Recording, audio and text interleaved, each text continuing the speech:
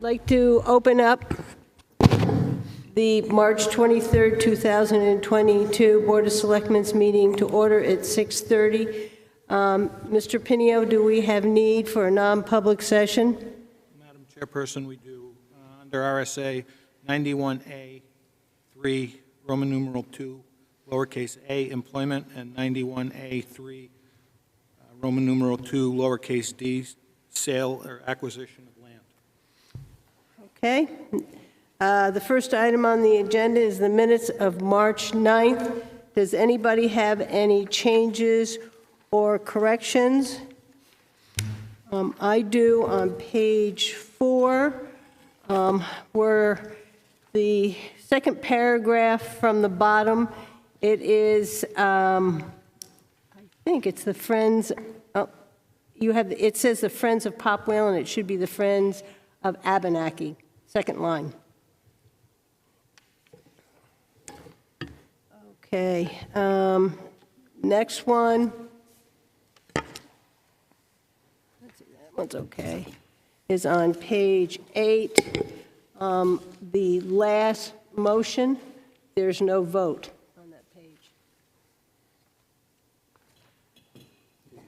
Those are the two I have. Does anybody else have any changes or corrections? Hearing none, can I have somebody to make a motion? Motion to approve as amended. Second. Any further discussion? All those in favor? Aye. Opposed? We would like to move 6B, introduction of the Deputy Fire Chief Nate Nichols to now, if the board is okay with that, and I'll turn it over to the town manager to do that. Madam Chairperson, thank you. As you're well aware, we had a competitive hiring process for the Deputy Fire Chief's position, which started back in December. There was a number of applicants, I believe about a dozen. We had a few in-house candidates.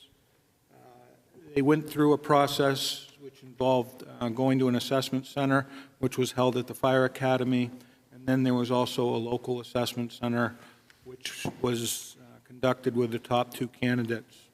I'm happy to announce that Nate Nichols, local firefighter here in town, has been for a number of years, came out on top, and we've come to terms relative to employment.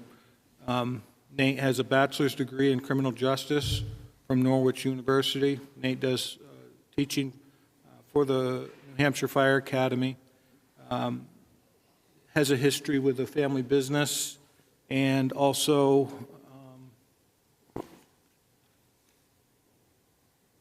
I'm kind of choked up here because I'm excited about this. He's truly a good friend of mine, and I stayed out of this process for that reason. He's a hard worker. I'm excited to see him get this promotion. And Nate, if you could come up and introduce yourself and your family. Sure can. Madam Chairman, members of the board, thanks for having us tonight. Jim, thank you very much for that kind introduction. Really appreciate it. First off, I just want to thank Jim and Chief Zotti for all the support through this whole process. It was quite a decision, but I feel it was the right one. Wolfeboro is a great town. We've made it our home in the past 8 years. It's my wife, Jess, my 3 children, Sophia, Wyatt, and Sawyer. So they're all in the school system, and really looking forward to the next chapter for Wolfeboro Fire and helping, along with Chief Zotti, leading this department into the future. We've got a lot of challenges ahead of us, as you're well aware, so looking forward to all of that. So thank you very much. I'll take any questions if anybody's got any. Well, thank you for joining us in this new position, and we're glad to have you in that position. Any other board members, comments? Just welcome. Yeah. Glad to hear with us. All right. Thank you very much. Appreciate it. We're working on coordinating the swearing-in ceremony, and once that's coordinated, I'll let the board know. Okay, thank you. All right. Thanks. All righty. Next item on the agenda is a whole list of public hearings. I'll open up the first public hearing. Is the Wolfeboro Board of Selectmen will hold a public hearing on Wednesday, March 9th, 2022 and we're going to say it's March 23rd because it's not the 9th, at approximately 6:30 p.m. in the Great Hall, Wolfeboro Town Hall, for the acceptance of a donation for a value at less than $5,000 in accordance with RSA 31:95-B relative to the donation of 2 4-foot benches to be placed during the summer season, April 9th through October, in front of 22 North Main Street in memory of Doris Ann Cloud, Howard Bean, and Henry Champagne. Amy? Okay, I'm Amy Capone Muccio. I'm here to make the request. Doris Ann passed away pre-COVID, and a group of people got together. We did a GoFundMe page for her and thought that it'd be nice to put a bench downtown in front of Verani Real Estate, also known as Spencer Hughes, which is where she used to hang out inside and outside. So I got permission from Frederick Dolce, who owns the building, and he also provided a donation. And it was also brought up that Howard Bean and Henry Champagne had once had a bench out there as well. It's long past its useful life and never was replaced. So thankful to the Bean family, they paid the rest of the balance and the bench is coming back. So we have 2 4-foot in your packet. Shows, I don't know, rather you look at this than me on the TV, but 2 4-foot benches. This is actually gray, which kind of goes with the building down there on either side. One will have for Doris Ann, and one has Howard and Henry's emblem back on there as well. And we would like to put them out on April 9th, which is Doris Ann's birthday. And they'll come in October, because they can't be there for the sidewalk plow. I do want to thank the Bean family, Frederick Dolce, Nancy Jacobson, Eileen Ronnie Winsell, Stuart Shannon, John and Judy Osgood, Stephen and Jennifer Osgood, Jamie Osgood, Jeremy Osgood, Candace Ladd, and Michelle Riley for their donations to the bench. Thank you. Is there anybody in the audience who'd like to speak to this public hearing? Hearing none, I'll close the public hearing. Board members? Anyone have any questions? No questions, but I just wanted to say something.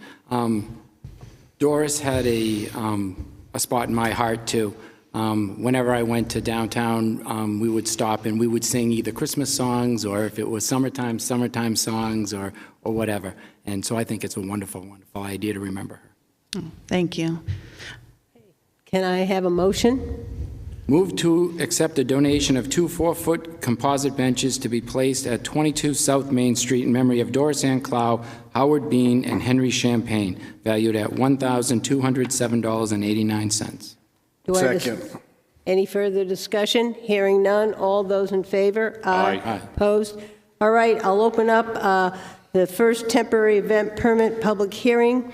The Wolfeboro Board of Selectmen to consider a temporary event permit for the Wolfeboro Area Chamber of Commerce to host Restaurant Week from April 16th, 2022 to April 24th, 2022, all around the community, to include a chowder competition on April 23rd, 2022 from 1 p.m. to 3 p.m. Is there anybody in the audience who'd like to speak to this temporary event? Yes, hi, Mary DeFries, and we're very much looking forward to the opportunity to put on a new event in the month of April in particular to keep our residents in the area here and also encourage, drawing people from outside of the area into the community. And we have restaurants that are just waiting to go ahead and give us their menus so that we can start marketing the event if it's approved. And as you mentioned, Madam Chair, it will feature on Saturday the 23rd a chowder competition, and also we're looking to have other businesses maybe who aren't entering the chowder competition but are participating in Restaurant Week to have a little display there as well. So just all a part of the week-long event. And at the Chowder Fest, we're looking to hold that outdoors. And we do have, as mentioned in the permit application, we'd like to have propane fire pits, and those would be provided by one of the local oil companies. I do have a picture of one if you would like to have that.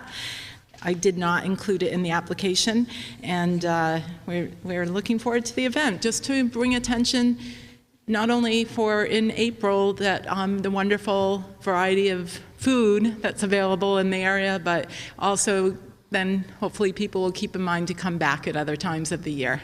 And is the Chowder Fest going to be held down by the chamber office? Yes, and it's really weather dependent because we would like to hold it outdoors, and so just on the bay side of the building in that walkway. Is there anybody else in the audience who'd like to speak to this temporary event permit? Hearing and seeing none, I'd like to close the public hearing. Board members, any questions or concerns? The only thing I would say is, because you talk about the propane fire pit, maybe just run that by Chief Zotti, just to get any input or suggestions he might have, as that wasn't in the application, as you'd stated there, Mary, so. Yep, I should have said so that, yes, I did talk with Chief Zotti on the telephone prior to submitting the application about both the fire pit, the propane fire pits, and also the use of sternos to keep chowder warm, and he did not express any concerns. Okay. Yep. Good. Any other board member? Any questions or concerns? Yeah, just a question. Are you going to need to cordon off any parking area spots?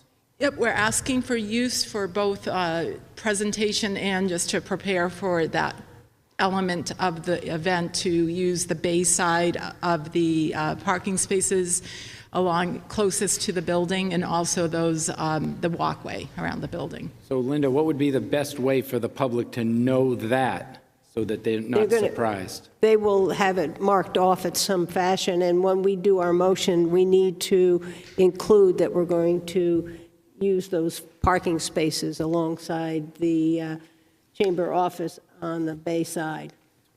Whoever decides to make that motion, and we'll make sure it's all there. But you may need to get a hold of Park and Rec to get some cones and stuff if you need them. Yep, absolutely. Thank you for that. And yes, it's not typical of the Chamber of Commerce. I think this is our first time asking for some use of parking space area, but we thought it was, after considering alternatives, we thought it in the best interest of everyone who would be involved. Board members, do I have somebody going to make a motion for me? Make a motion to approve an outdoor temporary event permit for the Chamber of Commerce to host Restaurant Week from 4/16/2022 through 4/24, all around the community, to include a chowder competition on 4/23/2022 from 1 p.m. to 3 p.m., along with cordoning off parking spaces adjacent to the chamber for that period of time. Permit number 2022-24. Do I have a second? Second. Any further discussion? Hearing none. All those in favor? Aye. You have your permit. Thank you. You're welcome. I'm going to open up the next public hearing. It's the Wolfeboro Board of Selectmen to consider a temporary event permit for the Wolfeboro Park and Recreation Department to celebrate Arbor Day on May 6, 2022 at 88 Laner Street, Fossfield, but I think that's going to be changed to the library. I was told earlier, to the library from 10 a.m. to 11 p.m. Yes, we actually had a conversation with Amanda King to get it moved to the library. We are waiting, she does think it's a good plan. She's going to run it by the board, but we want to just make sure, because they're planning on doing their landscaping anyways, we want to make sure it's going to fit where they want it to go. Typically, we do this in celebration of being a Tree City USA town. This is, I think it's our 39th year. I have to check the sticker, but I want to say 39. Is it? Not paper. Let's say it. Usually it says it right. I'll investigate that and get back to Yeah. you. I want to say 39. And we are reaching out to the school. Pre-COVID, we did used to celebrate with Crescent Lake, one of their classes. So we're just going to reach out to them to see if it is possible again this year. And so what we do is plant a tree. We kind of go over reading the proclamation, and we go through just tree care and fun facts. And so that's our plan. And this will be the 39th year because we've done it 38 consecutive Okay, years. perfect. Okay. Is there anybody in the audience who'd like to speak to this public hearing? Hearing none, I'll close the public hearing. Board members? Any questions or concerns? It's only from 10 a.m. to 11 a.m., correct? Correct. Anybody got a motion? I'll make a motion to, Thank you, Brad. for the Board of Selectmen to approve a temporary event permit, the Wolfeboro Parks and Rec Department to celebrate Arbor Day on May 6, 2022, at the Wolfeboro Public Library from 10 a.m. to 11 a.m. Okay, Second. do I have a second? Second. Any further discussion? All those in favor? Aye. Opposed? Okay. We'll open up the next public hearing. It's the Wolfeboro Board of Selectmen to consider a temporary event permit for the Wolfeboro Park and Recreation and the Stacey Burns Memorial Scholarship Nonprofit to host the annual 5K Run Walk on May 7th, 2022 from 9 a.m. to 11 a.m. at 102 South Main Street. Do I have anybody who'd like to speak to that? Yes. I've been part of this since it started, I believe, but we partnered with the Stacey Burns Memorial Scholarship nonprofit. Last year, we did a virtual race, and I think the year before, we tried to do a virtual race, but it wasn't successful. So we're looking forward to getting back to being out in an event. It is a fun event. We have gotten permission from Carpenter School already, so we're just waiting for the town for this. Okay, do I have anybody in the audience who would like to speak to this temporary event public hearing? Hearing none, I'll close the public hearing. Board members, any comment? Hearing none, can I have a motion? Move to approve a temporary event permit for the Wolfeboro Parks and Recreation and the Stacey Burns Memorial Scholarship nonprofit to host the annual 5K Run Walk on May 7, 2022 from 9 a.m. to 11 a.m. at 102 South Main Street, permit number 2022-26. Do I have Second. any further discussion? Hearing none, all those in favor? Aye. Opposed? All right, I'll open up the next public hearing. The Wolfeboro Board of Selectmen to consider a temporary event permit for the Wolfeboro Park and Rec Department to host Wolfeboro Bike and Walk to Work School Day on May 13th, 2022 from 7 a.m. to 9 a.m. on Main Street from Huggins Hospital to Kate Park. This is a celebration that we're happy to see come back. We do it every year just to try to promote walking and biking to school and work. We set up 2 stations. Huggins Hospital typically sets up one at their facility. We have one at Kate Park. We just have some breakfast snacks, waters, some stickers for Bike to Walk Day, and we just try to encourage people to ride their bike or walk to work. We do have April 1st is when all our things are coming out on the website, programs and stuff, so we will have a forum that if people want to compete as a group or whatever, we have a perpetual plaque that we hang up, so that's something people can get involved with, just one day. Okay. Do I have anybody in the public who'd like to speak to this temporary event public hearing? Hearing none, I'll close the public hearing. Board members, any comments or questions? Hearing none, who's going to give me a motion? Motion for a temporary event permit for the Wolfeboro Parks and Recreation Department to host Wolfeboro Bike and Walk to Work School Day on May 13, 2022 from 7 a.m. to 9 a.m. on Main Street from Huggins Hospital to Kate Park. Second. Any further discussion? Hearing none, all those in favor? Aye. Opposed? All right, I'd like to open up the next temporary event public hearing. The Wolfeboro Board of Selectmen to consider a temporary event permit for the Wolfeboro Park and Rec Department and Lakes Region Pickleball to host a summer kickoff party that includes a pickleball tournament on June 25th, 2022 at 88 Laner Street, Fossfield from 11 a.m. to 3 p.m. Do I have somebody to speak to that one? This is our summer kickoff. We've been doing it for numerous years, but most recently we transitioned to the Fossfield area. We just feel like it's more of a centralized location, and some people who don't necessarily see what we're offering through social media or whatever will be in the downtown area, hear the music, smell the food, and then come over. So we think it's a great location. We also had the pickleball crew approach us, and they wanted to run a tournament, and we thought it was a good like opening of summer to kind of get people involved. It's it's more of a recreational tournament versus one of the the higher up tournaments. I don't even know what they're called. But anyway, so it's one that anybody can join. So that's why we liked it.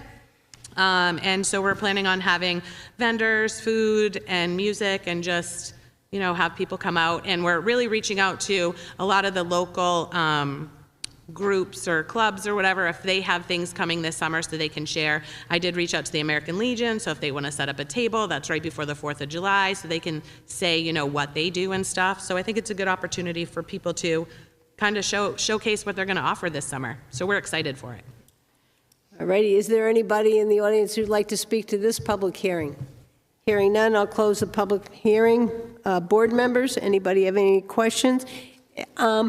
Is this the first year for the pickleball tournament? Yes, at this time, yes. First year for this one, yep. Okay, good. Any other selectmen have any questions? Hearing none, can I have a motion?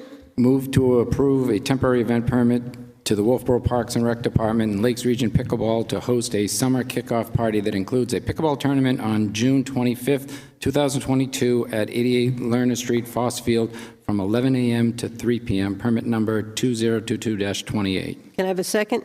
Second. All those in favor? Aye. Opposed? All right, I'll open up the next public hearing. The Wolfeboro Board of Selectmen to consider a temporary event permit for the New Hampshire Boat Museum to host a boat and car auction at the Nick, July 13th through 18th, 2022, from 8 a.m. to 3 p.m. Is there anybody here to speak to this? Hi, Ann Lennon from the New Hampshire Boat Museum. This will be the Boat Museum's, it's our largest fundraiser. They started in 2005. This will be our 3rd year at the Nick. It should have been our 4th. We missed COVID. Just on the dates, just so you know, the 13th to the 18th, the setup date for the tent is the 13th, and the breakdown for the tent is the 18th. The actual auction is the 14th, 15th, and 16th, with the 14th and 15th being preview days. Okay. Okay. And we will just, I don't think it's in the application, but we will be requesting a police detail. I have that application completed for Saturday just to help with traffic because of, you know, people pulling trailers and things like that. Yeah, it is written in here that Okay, you good. are going to do that. Okay. So again, on the 14th and 15th is the preview day, and then the 16th is the Is auction? the actual auction. Auction, okay. Sure everybody understands that. Is there anybody in the audience who'd like to speak to this temporary event public hearing? Hearing none, I'm going to close the public hearing. Board members, does anybody have any questions? Hearing none, can I have a motion? Move to approve a temporary event permit for the New Hampshire Boat Museum to host a boat and car auction at the Nick, July 13th through 18th, 2022, from 8:30 a.m. to 3 p.m., permit number 2022-29. Do I have a second? Second. Any further discussion? All those in favor? Aye. Opposed? You have Thank your you. permit. I'll open up the next public hearing. Is the Wolfeboro Board of Selectmen to consider a temporary event permit for the Wolfeboro Chamber of Commerce to hold spring sidewalk sale days on June 10th, 2022, from 9 a.m. to 9 p.m. around town. Thank you. So this will be the June event on that Friday that we have done in the past with a little different name this year. And it's important for the local economy. The businesses tell us that they need these types of events outside of July and August to really encourage, again, the residents of the area to come down and see the businesses and what they have, but also encourage other people to come on into town. And Participating businesses will sell their merchandise on tables outside of their place of business and also indoors. And we invite any other nonprofit organization or business, if they don't have like a public location, that will help arrange for them to have a space on the sidewalk as well. Okay. Is there anybody in the audience who'd like to speak to this event? Hearing none, I'll close the public hearing. Board members, any questions? Hearing none, can I have a motion? Move to approve a temporary event permit for the Wolfeboro Chamber of Commerce to hold spring sidewalk sales days on June 10, 2022, from 9 a.m. to 9 p.m. around the town. Permit number 2022-31. Second. Any further discussion? Hearing none, all those in favor? Aye. Aye. Opposed? All righty, I'll open up the next public hearing. The Wolfeboro Board of Selectmen to consider a temporary event permit for the Wolfeboro Area Chambers of Commerce to hold sidewalk sale days August 26th and 27th, 2022, from 9 a.m. to 9 p.m. around town. So this time, at the annual two-day sidewalk sale days, mimicking what businesses are looking to do, same as spring sidewalk sale days, but we've heard from them that the two-day event works to sort of that time falling out of summer and into fall. All righty, is there anybody in the audience who'd like to speak to this public hearing temporary event permit? Hearing none, I'll close the public hearing. Board members, any questions?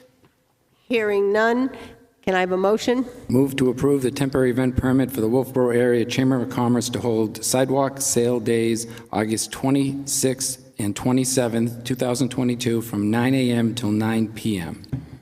Second. Any further discussion? All those, Is there a permit number for that?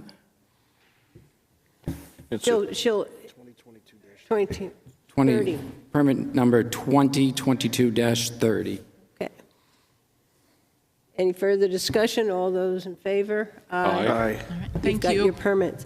Brad, do you want to take this next one? Sure.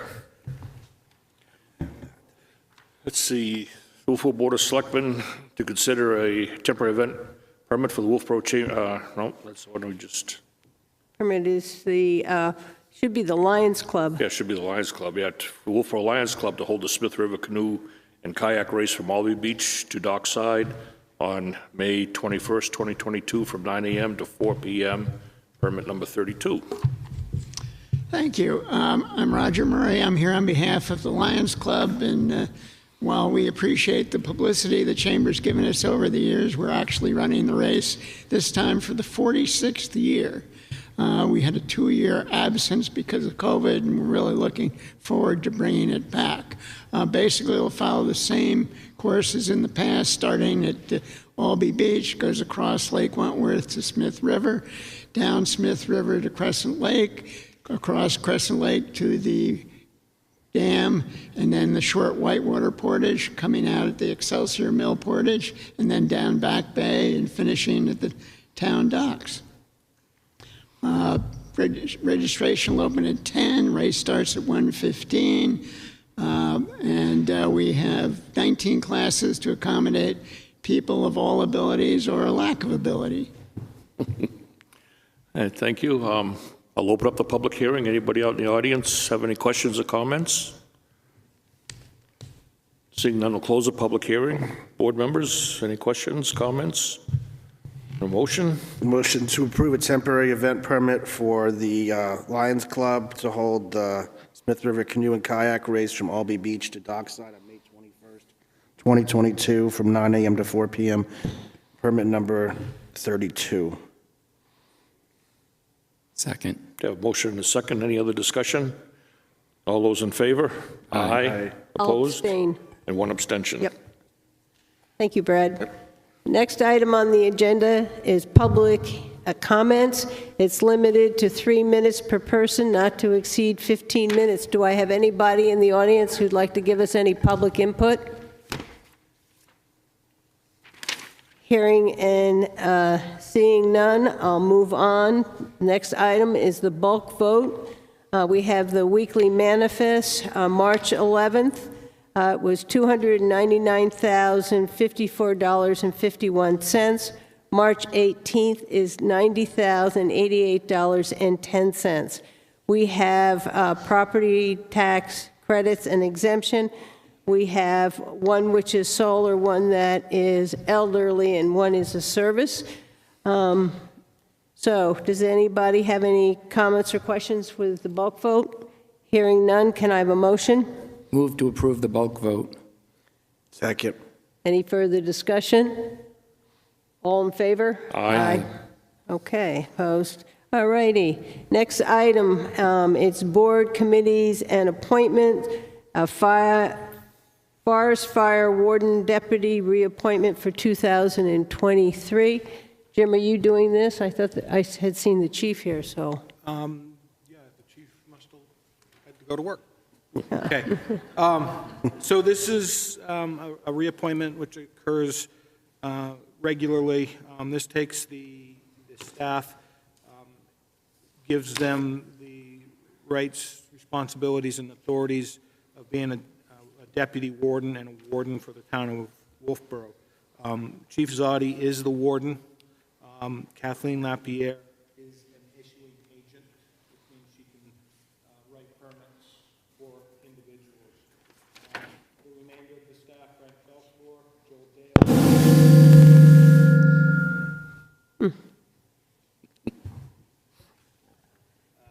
James Dearborn, Andre DeBeer, Mark Fullerton, Nate Nichols, Tim O'Keefe, Evan Turcott, our deputy wardens. Okay, board members, any questions or concerns? Hearing none, can I have a motion? Motion to approve the Forest Fire Warden Deputy's reappointment for 2023 as outlined by Town Manager Pinio. Second. Any further discussion? Hearing none. All those in favor? Aye. Opposed? All right, we're going to go on to new business. The first one is commercial vehicle landing, Lake Winnipesaukee Adventures. Is there anybody here? We have somebody on virtually. Yes, hello, this is Robert Scott from Lake Winnipesaukee Adventures. Okay, thank you. It looks like a pretty common application. We will need a copy of your sign. Yes, And you, I submitted that to Amy via email, and I'll have the renewed certificate of insurance naming the town of Wolfeboro sent to her as well with the board's considered approval. okay, and what you have written here is that you're going to land, you have 30 landings, and a landing is coming in, and then another landing is dropping off. Are you only going to be in 15 times? So last year, it's hard to estimate. Last year, I had 10 for a total of 20 landings, and so I anticipated, more this year. But also last year, I believe I paid I had offered to pay kind of a higher flat rate. And also I can communicate if the landings increase from the estimate. Also last year, I put in a pretty high number, not, understanding, how the weather was going to develop and where passengers would want to go. So this year I have that much more empirical knowledge. Yeah, it was a low number, so that's the only reason why I asked compared to the other boats that have come in. And we have a pickup and drop off spot, and that's what you're to use, and your sign needs to be on the bottom row out. That's where they Yes. go. All right. Any other board members have any other questions or concerns? I just have a question for him. Yep. Did you show up any time last year and you had to wait because there was another vessel landing and doing their drop on or drop off? Thank you for the question. I did not.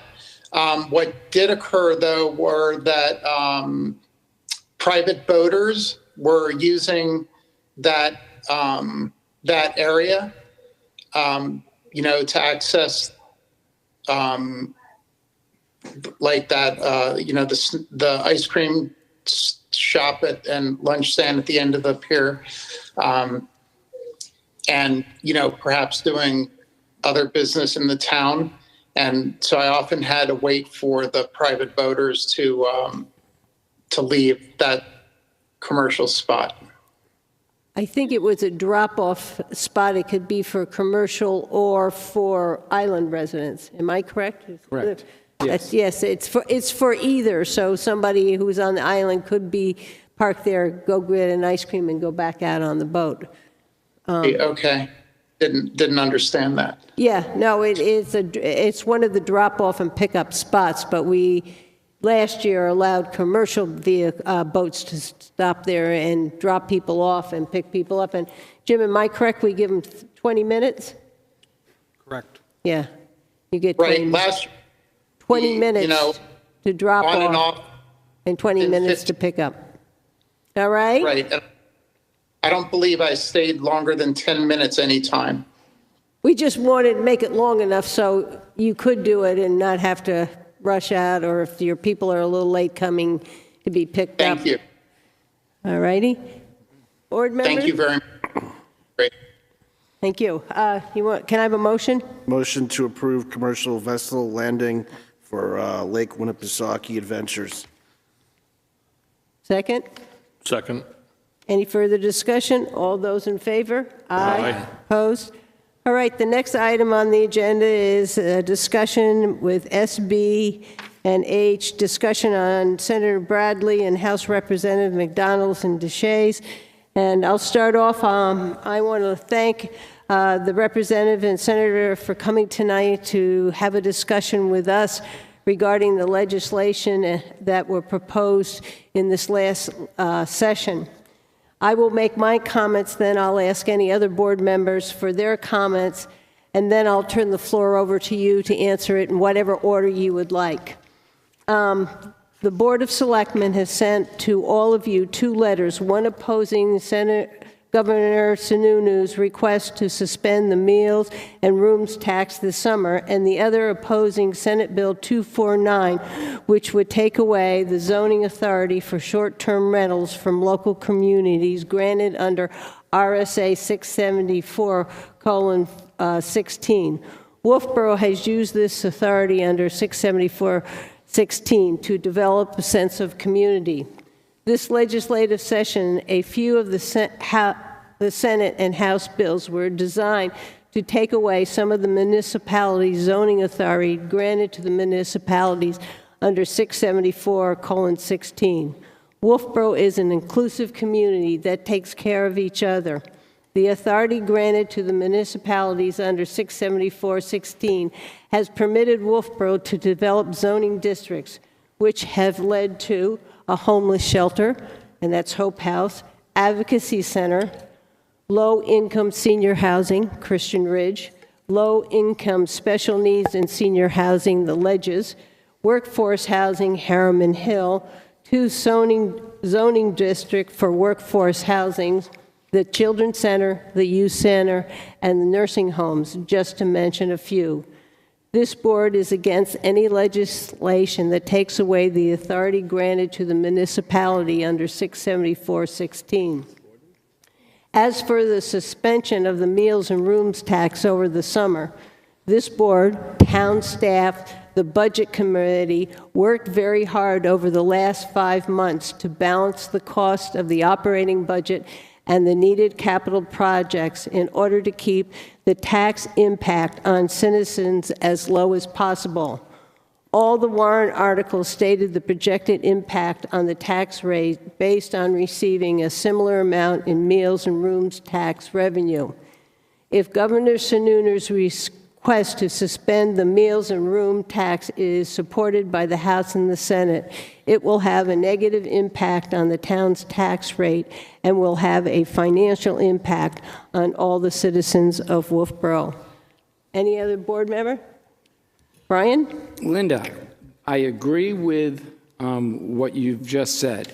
However, I have a little bit of an issue with some of the way things happened. December 17th, 19th, I contacted the board and the town manager and sent my concerns to them about this bill, the SB 249. I thought that it might be a little overreaching on the state's part. I attended a Zoom meeting with the New Hampshire Municipal Association for communities that felt the same way. I don't think anybody else from town did attend that Zoom meeting. Then on February 4th, I asked again of the board and the town manager, is this an issue? Can we please, for the second time, can we have Senator Bradley come and speak on this? I considered this a fact-finding mission. I wanted to find out from our senator and our representatives what the benefits and the negatives were and why the bill was going to the state, to the Senate for vote and for the House of Representatives for vote. Then we find out that the rooms and meals may be suspended for a period of time, and the SB 249 passes in the Senate, and all of a sudden it becomes an urgency issue. A letter was drafted to the senator and the representatives. I didn't sign that letter because I was still on a fact-finding mission. I still want to hear from them. They represent us. We voted them in. And I'm going to say most of the people sitting here voted them in. So with that being said, I believe that Wolfeboro should have the rights to maintain their own zoning. And I do believe that our meals and room tax are important for our fiscal solvency. However, I have also heard that Governor Sununu may have a way of reimbursing towns for that monies. And again, that's something that I wanted to fact find before I put the cart before the horse. So I hope that the senator and the representatives don't feel like they were being strong-armed by getting a letter from us before they had a chance to speak to us and explain everything. So that's where I am on this, and I wanted to have the community know that's why I didn't sign a letter from the whole board, because I still have to make an intelligent decision with all the information. Any other board members want to make a comment? Brad? Yeah. I was obviously in favor of the letters going out and signing them and stuff there. On the House Bill 249, I agree with Linda here. I strongly believe that the town, each town in New Hampshire should have its own rights to restrict and zone as they see needed for their town, for the for the short-term rentals here.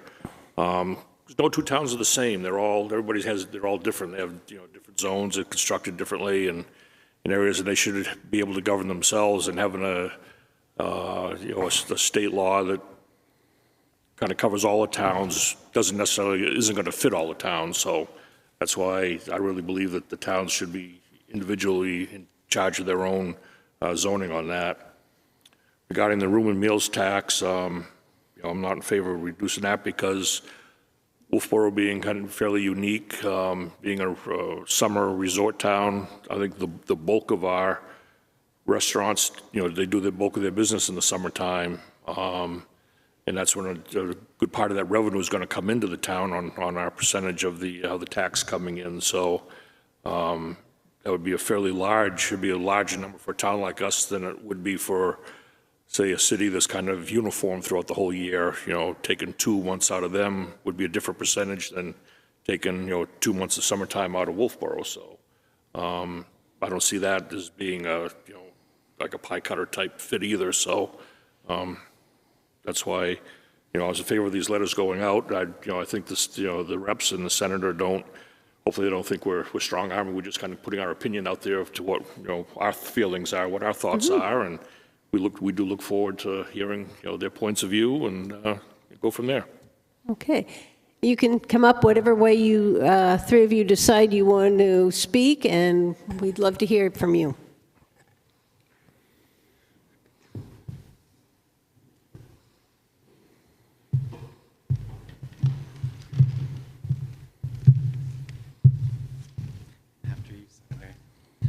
Good evening, everyone. Congratulations, Brad. Thank you. As long as you're not talking about vaccines, I don't feel strong-armed by anything. Before we talk about Senate Bill 249, I see that Dave's in the audience. On the Senate calendar tomorrow, with an ought-to-pass recommendation, 7-0 by the Finance Committee, is House Bill 398. I think you folks have written letters to me. I know Dave's reached out to me. I think this is pretty important to communities all throughout the state in terms of wastewater disposal. We have done an awful lot for water and now sewer projects over the last several years. We're going to continue to do that. It's property tax relief. It's infrastructure. I think you're going to see some proposals on local roads and bridges over and above what we did in the budget last year. I think that's probably good news for everybody. I'm glad you brought up the rooms and meals tax. So I was a co-sponsor of Senate Bill 99, which was included in the budget last year. It's about $50 million of new money statewide that's going over and above the 20 or so % that had been dedicated to cities and towns. It was supposed to be 40%, but we now have a new formula. It's a dedicated fund of 30% first dollar in, so that first dollar and the first 30% are going to go to cities and towns. I don't think that the legislature, I can't speak for my friends in the House, but I don't think the Senate is going to endorse anything that cuts the rooms and meals tax revenue for the reason, Linda, that you identified. Just a 2-month cut to the rooms and meals tax would cost about $10 million of rooms and meals revenue to cities and towns. That's problematic, in my view. In terms of Senate Bill 249, the rooms and meals tax revenue attributable to short-term rentals is about $20 million. So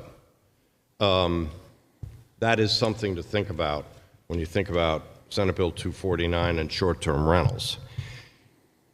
I will tell you this, it has been a tough issue. I've heard from many people throughout the state, throughout this district, in Wolfeboro, in particular in Conway. And 2 years ago, I said that I thought it was really important to try to find a compromise that worked for everybody, to try to thread a needle, to try to make sure that towns had the ability to regulate short-term rentals, and to make sure that there was a rational way of proceeding with this new type of vacationing. And let's not forget, we live in the oldest summer resort in America. That kind of is important, I think, for those of us who've grown up here, as I did. We need to embrace tourism. It's one of the largest industries in the state, and this is a new form of tourism. So I felt it was important. That bill that I sponsored a couple of years ago got caught up in COVID, and it was dropped. So subsequent to that, the town of Conway ended up in court. They lost.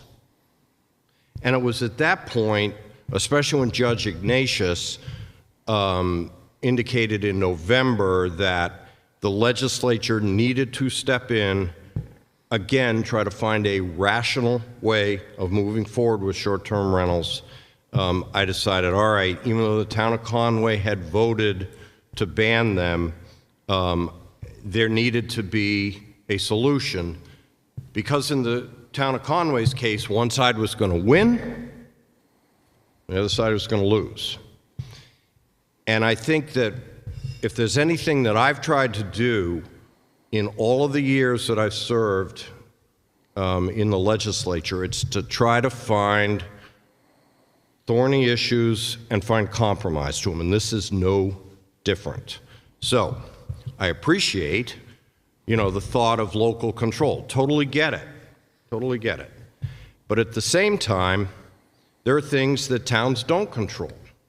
So if you look at, and I hope you have a copy of the Senate passed version of Senate Bill 249, some of the new authorities that towns will, if this legislation is signed by the governor and passed by the House, the towns don't have.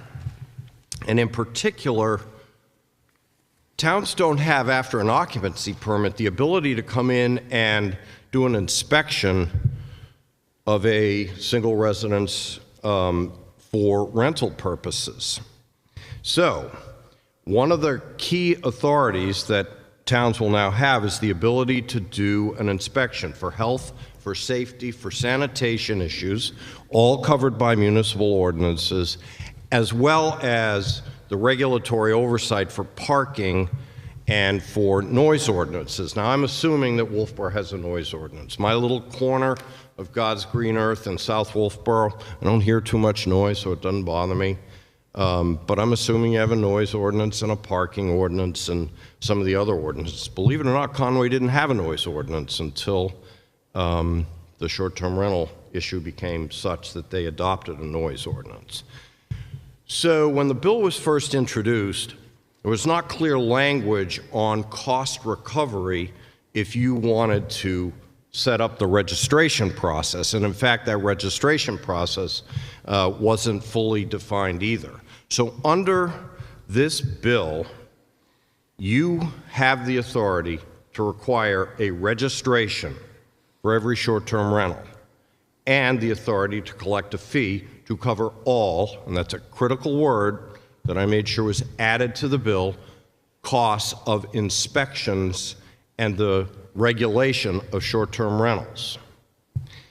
And then what's really important, if you have the bill in front of you, is the last section of the bill, which I made sure was put in the bill. It wasn't in the original version, that a municipality that has adopted an ordinance requiring registration shall not revoke the registration unless the property has 2 or more violations of any of those ordinances: health, safety, sanitation, parking, and noise, and any other similar type ordinances. So I don't know what other ordinances you might have. I know I have to have a fire permit if I want to have a fire on Russ Pond. There may be lighting ordinances. There may be other ordinances. They're all covered, okay? So a second violation, you pull the registration.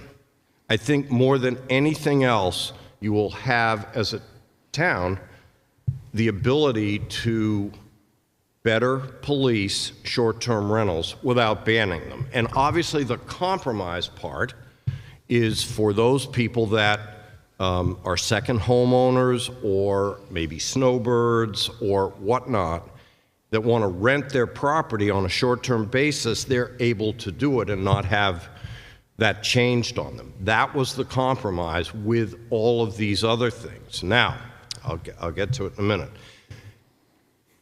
This is going to go to John's committee, okay, municipal and county government. So there's every opportunity to probably strengthen the bill from your point of view. This is what compromise is all about. I tried to get a provision added into the bill that would have had a upper limit of 180 days that you could utilize your property for a short-term rental basis. I certainly heard about it in my own house, but I thought that that was a fair compromise to try to mitigate against some of the issues that have occurred in towns throughout the Lakes region and the mountain and the seacoast area of New Hampshire. Noise, parking, wild parties, all of that kind of thing. Okay, so that wasn't accepted by the Senate committee. So too bad. I tried. I think that's an idea that I've talked to John about and a couple of other things. I know the Municipal Association is going to continue to weigh in on this bill.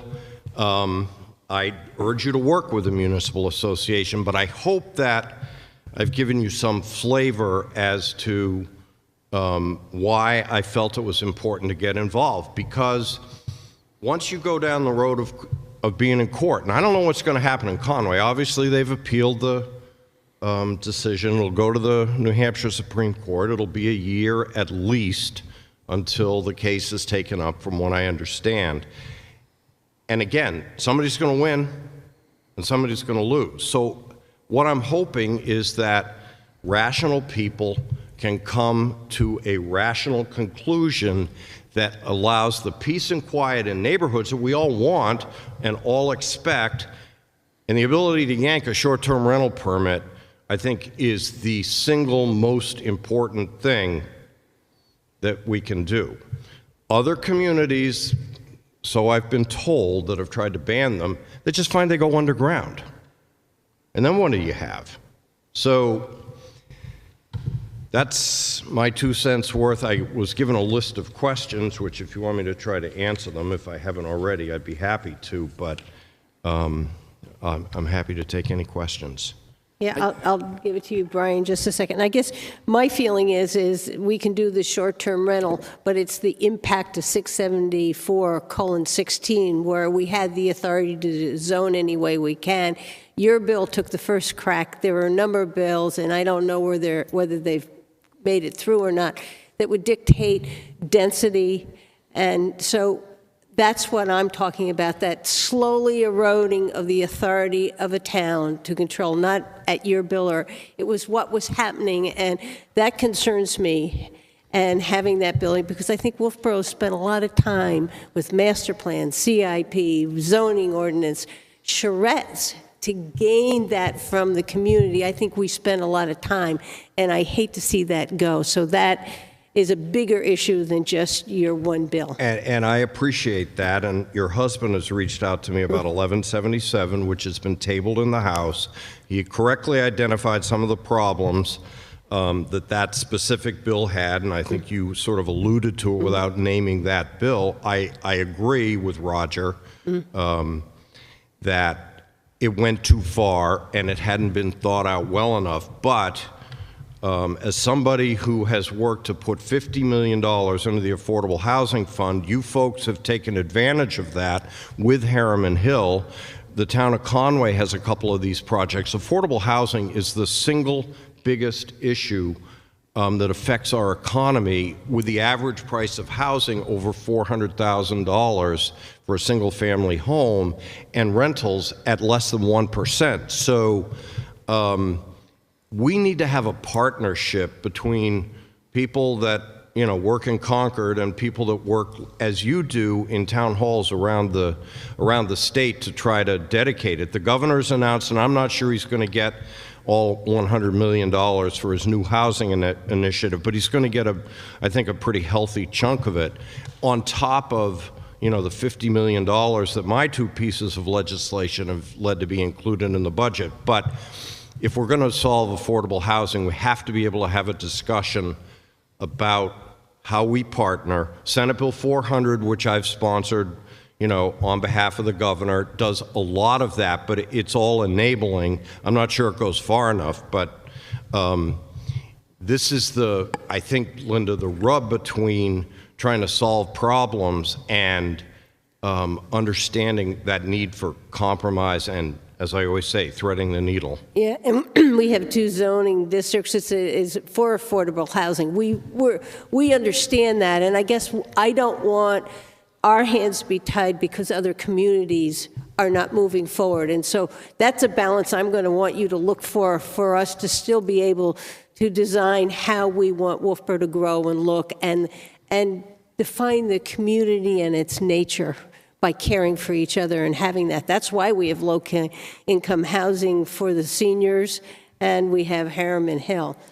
Brian, I know you wanted to talk. Yeah, the couple things I have, there's a perception that short-term rentals hurt long-term rentals. Some people say it's true, some people say it's not true. That's one thing. A challenge that I see for Wolfeboro is that the amount of manpower that we have to regulate short-term rentals is going to be very difficult. We're stretched as it is for manpower. Our town manager will tell you that. We have a hard time getting regular building inspections done, and we have a hard time getting health inspections done. And we're going to have to hire a whole crew of people to manage these short-term rentals. and then make sure that we collect enough money to offset their pay, their insurance, their due union, whatever we have to pay. So I don't know, has the state thought of a way to help compensate small communities or large communities? Portsmouth rents all year long. They have short-term rentals all year long. They probably have ordinances in place also. If they have to start with all sorts of regulations on, they're going to have, it's going to be a big ticket for a lot of people. So, Brian, you're echoing the comments of one of your fellow select board members in Conway, Carl Thibodeau, who I've worked with on this, issue and this bill for a long time. Is he a reasonable guy? What's that? Is he a reasonable guy? Yeah, he's a reasonable guy, just like you. So I'm going to read to you line 30 and 31 of Senate Bill 249. A municipality, that's you, may establish a reasonable fee to cover all costs to the municipality of conducting an inspection. So there you go. Your regulatory oversight, whatever you need to do, is covered by the fees that you have. And there, earlier on in the bill, is the opportunity for a fee to conduct the registration. So I think it's a valid issue, but that's why I made sure that all those costs could be covered. And Carl Thibodeau and Conway thought it was in the range of $300 for the owner of the short-term rental to cover those costs, probably on an annual basis. I think, in having listened to both sides on this argument, and God knows I, have taken it from everybody, trying to thread that needle, as I say. I know that for owners of short-term rental, they're more than happy, for the most part, to pay that fee, whatever covers your costs. And that all works good, but the problem is finding the people. We can't find teachers. We can't find people to work for our Department of Public Works. We can't find people to work for our Parks and Rec Department. Nobody's cut the grass in the cemeteries for 4 years because we can't find any summer help. It's going to be finding the manpower to start with, the people to do this, and then knowing the formula, and you say $300, that might work for Conway, might not work for us. So I hope that the state thinks of some kind of parachute when this starts to help us. Well, short-term rentals are already occurring in most areas of the state, okay, that people want to go to. So the ability now to collect a fee to cover your costs, I think, is new. To have a registration, and most importantly, to keep peace and quiet, to revoke the registration with just a second violation. So you never know if everything's going to work according to, the best laid plans, but I do believe it will work. And the ability to hire people is a much broader issue than short-term rentals, much broader. I mean, and it's not just a New Hampshire issue, it's all across the country. Any other board members who'd like to ask Jeb a question? Okay, does one of the representatives? Thank you. Thank you very much for coming and taking the time to talk to us about. And feel free to stay in touch, and there'll be other financial things, I think, that happy to talk with you about. Okay, thank you very much.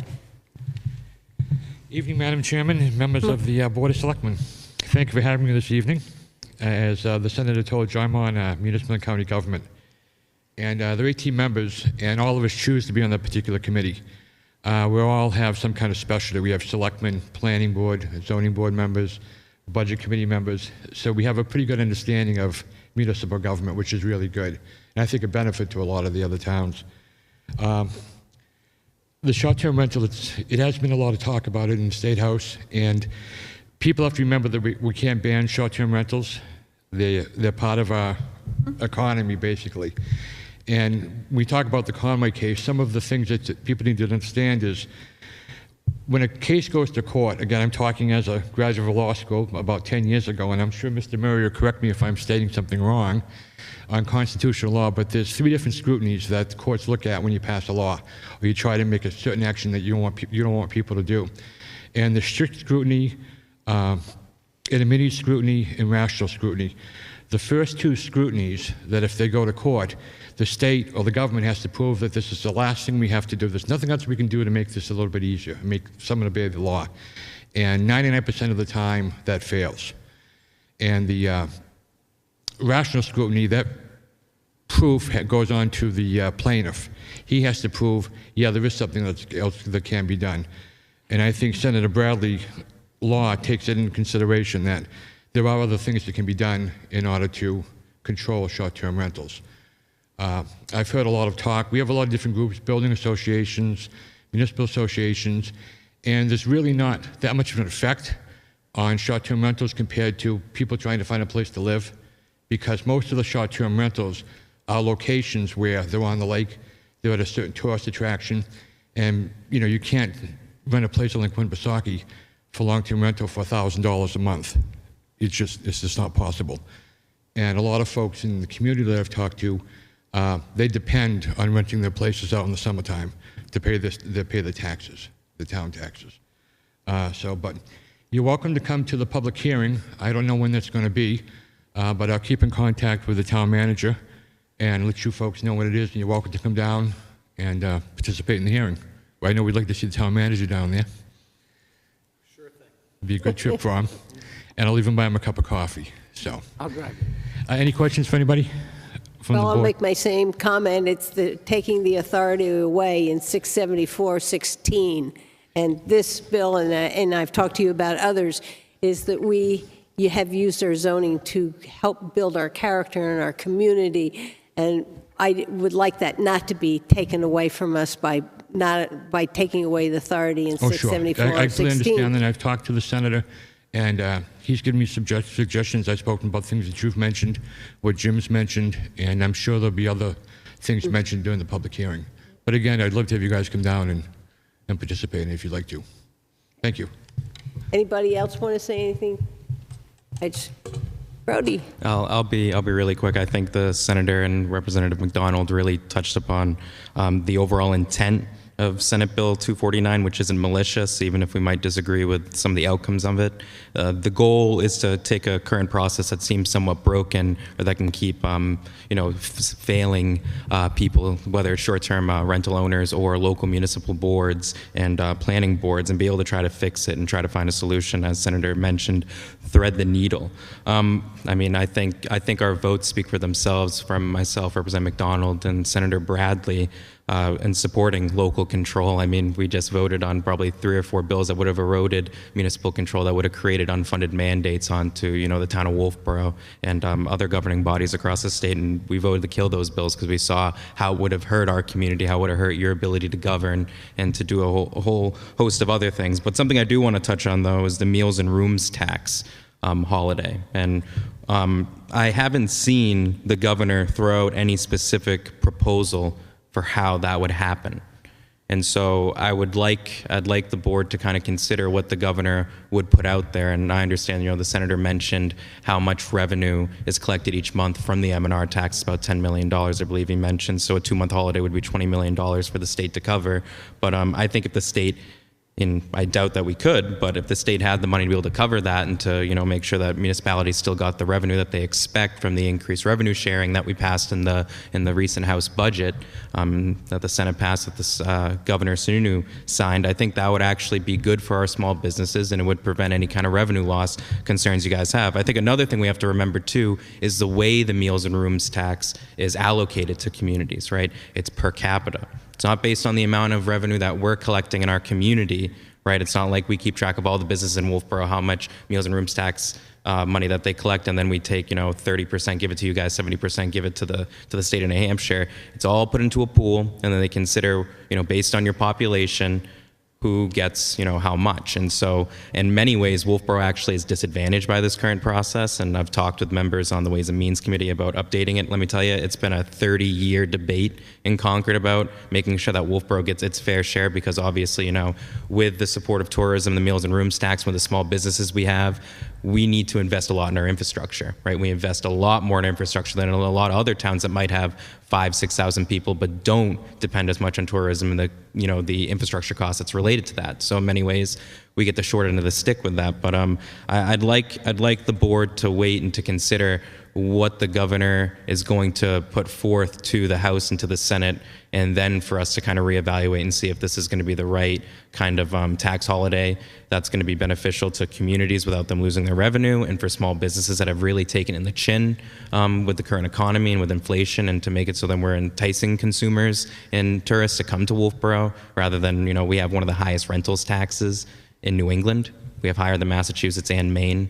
So in many ways we can be disadvantaged too, especially if someone's planning a big event or, many stays at a hotel, right? If they're deciding to spend a week, or if they're planning a wedding, if the tax is about 20, 30% more in New Hampshire than it is in those neighboring states, and, there's many communities that are just as beautiful as Wolfeboro that exist in those other states, it may entice someone to go elsewhere. So I think it's something that we should consider with an open mind. So that's all I just wanted to say from my end. And my only comment to you is that we only heard what the governor was going to do, try to get that holiday, and it is our job to say to you, we don't like it. It's your job to figure out if there's another way with other money. And if you do that, we will greatly appreciate it. Well, it's ongoing. We have discussions constantly. I'm always in touch with the governor's office about these sort of things, and I agree. We can't pass any kind of holiday where our town's going to lose revenue and we're going to shift that burden onto property taxpayers. But if everyone can win, I don't see why we should ever say no. But I appreciate the board taking the time and inviting us tonight, and the senator and Representative McDonald. So thank you. And thank all of you for coming, and I hope we can do this again. It gives not only us, the Board of Selectmen, a chance to hear from you, but I'm always surprised at the number of people who listen on the community television, so you were able to speak to them also. And I think that's good for Wolfeboro to do this. So thank you very much. All righty, we will move on. Next item on the agenda is the request to expend the Capital Reserve Fund for Park and Recreation.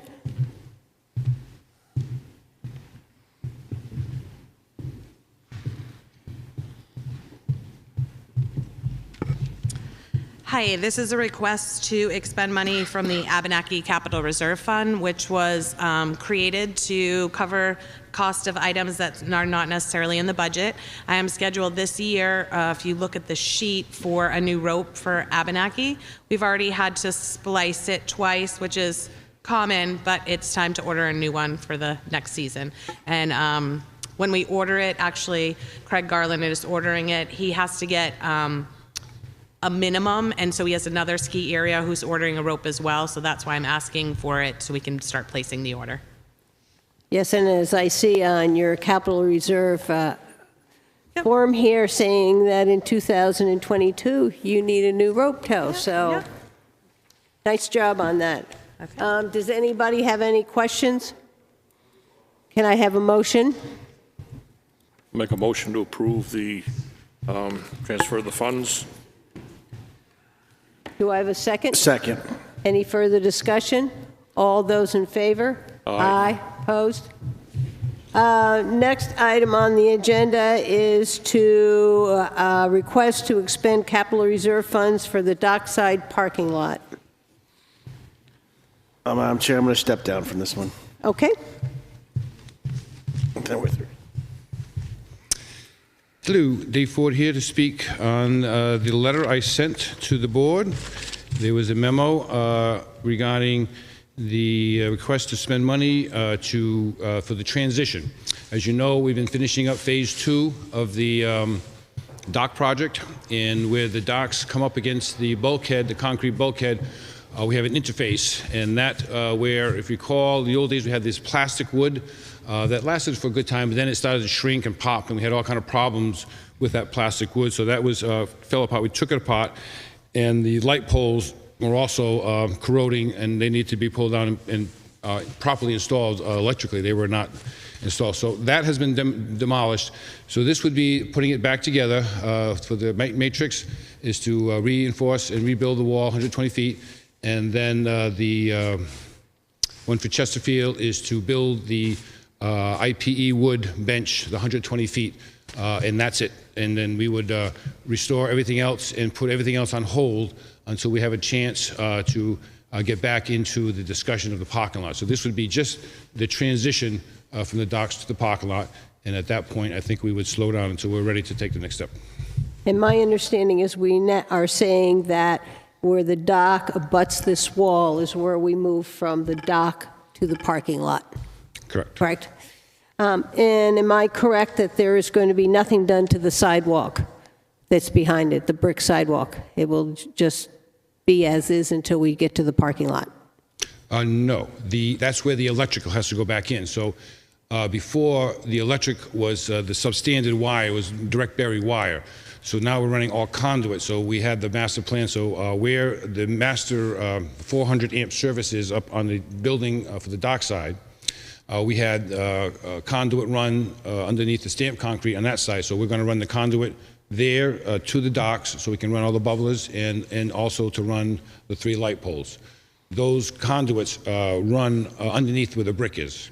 So the brick is being pulled up so the conduit can be put under that, and then we can restore the service. Whether we put the brick back in, which would be very timely and may not fit with future plans, or whether we pave it, we're in that discussion right now. And are you going to put the brick, you're saying you don't know whether you'll put that brick back for this? At this point, it doesn't seem to make a lot of sense because it would take a lot of time to put it back in versus paving it. And it butts up against a concrete curb that is all corroding also. So once we make the long-term discussion, if we put the brick back, it would only be until we come up with a better solution, because that curb has to be taken out. Even if we don't, we put back the same parking lot, we probably would want to put granite curb and maybe work the grades with the new drainage. So at this point, we're just going to go back and probably do it as quickly as possible, because we'd like to get everything done by May 7th, so the first shakedown crew and for the prom. So we'd be everything back in line. So at this point, we're probably going to pave it. So the money being used to do the electric conduit and the sidewalk is out of the operating budget? Because that's not in the request of the money that you're asking for. That's all in-house labor, so the town's doing all the work.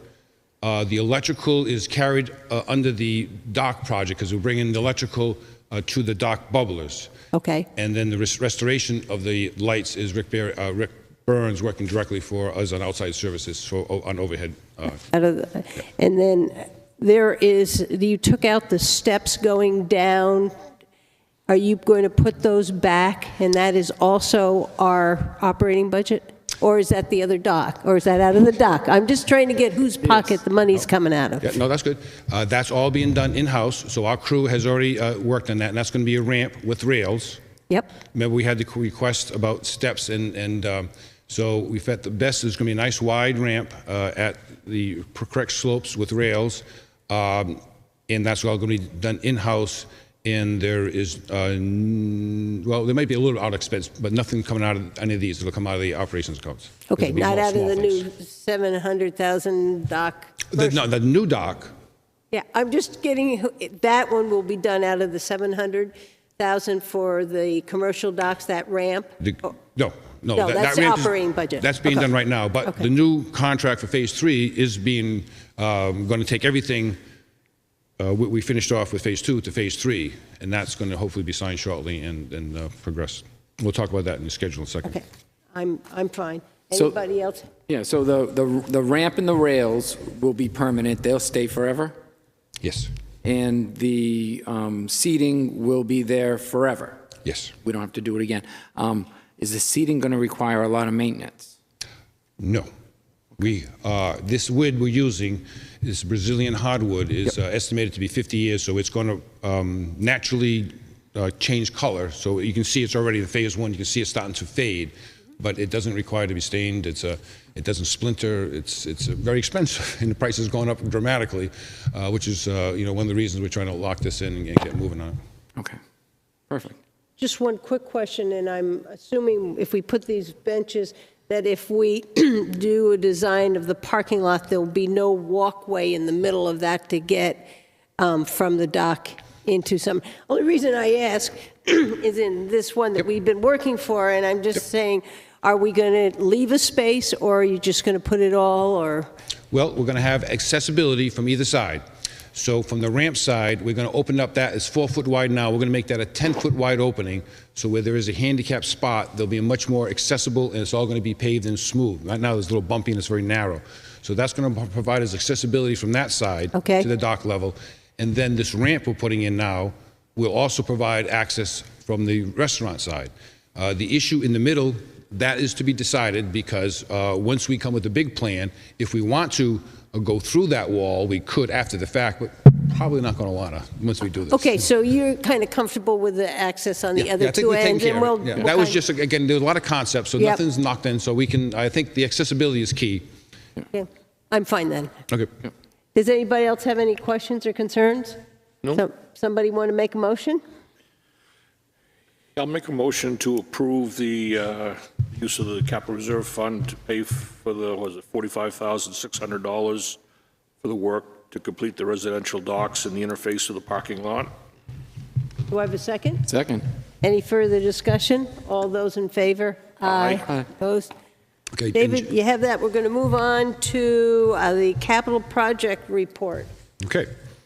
So this would be all projects from previous years, because we're going to talk about new projects in a little different format because everything is so new there.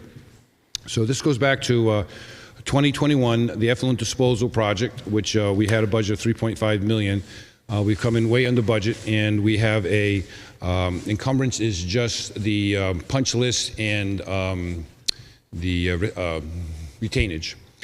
So we do have some issues with regards to they're going back and seeding a few areas and a couple of areas, but so things are going very well there. We also have an open PO with FB Environmental, who is working on the study on 19 Mile. That's going to be another year and a half, so we're working with them on that. And so everything is going well there. Any questions on that one? I think the balance, the $860,000, isn't that the money we allocated to another warrant article? Correct. So we should really get that out of there and move it to. Correct. We should close this. Whatever you have to do. This is good. We've used it somewhere else. Oh yeah, we're not going to spend it. So I got to get with KC and how we close this one out. Yep. Okay. Thank you. The recreational docks, this is the phase 3. Again, there's a very small balance, and we have a few little change orders, but that's all going along very well. All the decking is done, and again, this interface work is critical. So we'll have all the, everything should be ready for the first week of May, which was our planned schedule, and I think we're going to make it. Town roads, last year we had $650,000, and we did well with Stoneham Road, and so we have some money left over, and that was to be used for the overlay for Stoneham Road. But this year we've had really tough spring, and as I've been saying, I get so excited. I like driving over the roads we just built because they lasted great, but I don't like driving over roads like going to Linda's Pleasant Valley house. Road. Yeah. And that one is a mess. So I've talked to a town manager, and I think at the next meeting we're going to talk about the plan. And maybe we might have to shift priorities around to take care of, instead of overlaying the good road, which we need to do, we could put that off for a year, but we can't put off doing something on Pleasant Valley. I've gotten some quotes, and we're looking at juggling some projects around, so we'll be back to you on that. Park and High, also that project has a little punch list and close out. We have a few little things. The water did come in under budget, so that will go back into the budget. And the on the road and suicide, again, we have a little bit there, but the project will be under budget, and we'll close that out. The Railroad Ave layout project, that's one that kind of got delayed with the winter. We did get all the paving in. It's functioning pretty well. What we didn't finish was the lights.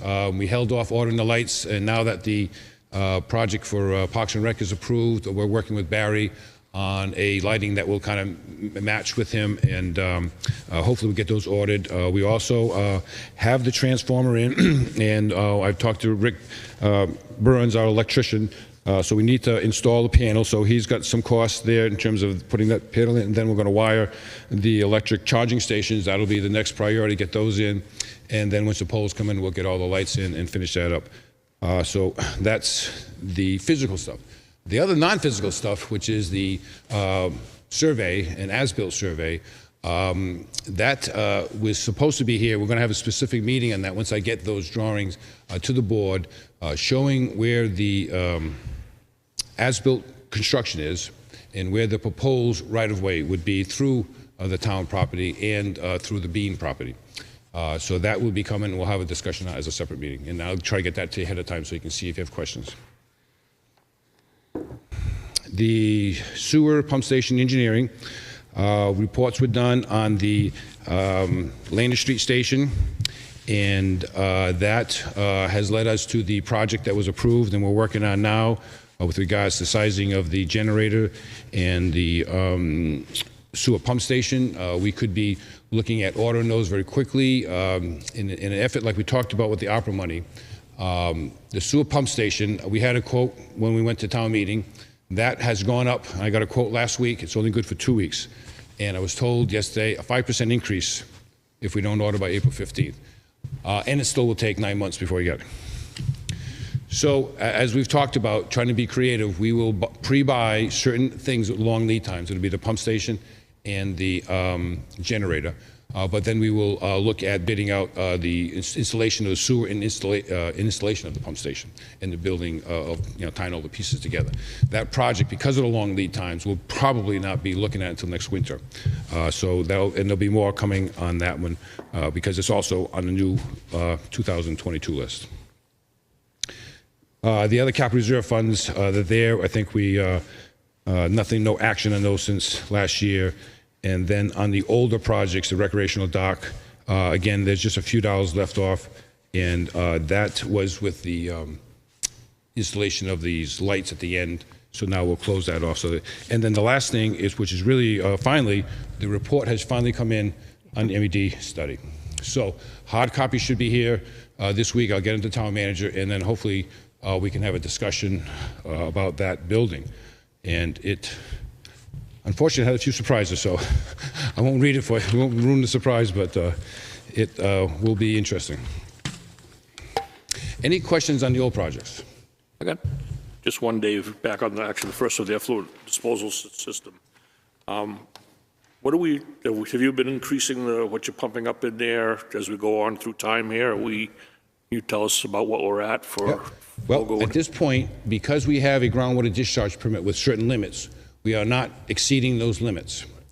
We are in communications with DES on the renewal. So this is going to be the end of our permit. So we're going to be doing a renewal. So as we get through the year, and with the permit now allows us to increase the flow as we get into the drier months, we can then see how it's reacting to the higher flows. With the idea is, can we look at increasing the overall discharge at the site? Right now, we're permitted at 340. The intent was, let's run it for a year, see how it goes, and so we're looking at increasing the amount. But right now, we're within the 340 limit, and it is capped by month, depending on which month it is, because of the flow. So we're going in accordance with the permit. Good. Everything was looking good. And it's all good right now. Yep. But we don't want to push it. We want to go slow. We want to get through the season under these, take a look. So we got, at the same time as we have the Underwood engineers are still being retained, they're still collecting all the data on a bi-weekly basis in terms of the elevations. And so far, everything is looking pretty good, except for a couple areas where we had some erosion because the grass didn't take in the fall. And so things are really looking good. But we will be back in touch on the effluent disposal, the groundwater discharge permit, because that's going to be critical at the same way as the spray area, and gets back into the bigger question, which is how much wastewater do we have available for future growth? And obviously that's a key question, and the answer is going to be all over the place because it depends what we go and where do we go with our zoning, whether we control our zoning or whether someone else says no. Because we have water sewer, people think that we're unlimited. It's not unlimited. It's a limited supply. It's a resource, and we can get more by investing more, and we can get more by reducing the infiltration going into the system, and on the water side, stopping the leaks out. So we still got a lot of work to do there. I've just got you one question. We've just been noticing the streams by us are not as full as they usually are in the spring. Is the water table still low, would you think? The water table was low. So, and that's a very interesting observation because I think the way it's been an odd season this year. So we may be in for, it's kind of scary because all this water, and I'm very excited because our roads are drying out fast. We're hoping the road bans are going to come up early this year. But the bad news is it may be the ground is sucking that up, and maybe we're into, again, we had a drought last year. At the end, it started getting some rain. The snowpack was okay. It wasn't great this year. So I would be, we're going to be concerned about, come summertime, we'll see how the weather goes. But I really don't know. We haven't checked the groundwater table, so I couldn't tell you that specifically. Okay. Okay, so this year, I would like to also take a second to thank the board and the Budget Committee for the support and how we presented the budget to the voters, but specifically the voters. They really came out and had to make tough decisions. Obviously, we did get a lot of grant money and low-interest loan money, but now comes a tough cut. Now we've got to spend this money. We've got to get these jobs done. As we all know, we put these budgets together at a time when escalation was just starting, so it's going to be a challenge. And the other thing is the supply chain and getting things done quickly is difficult.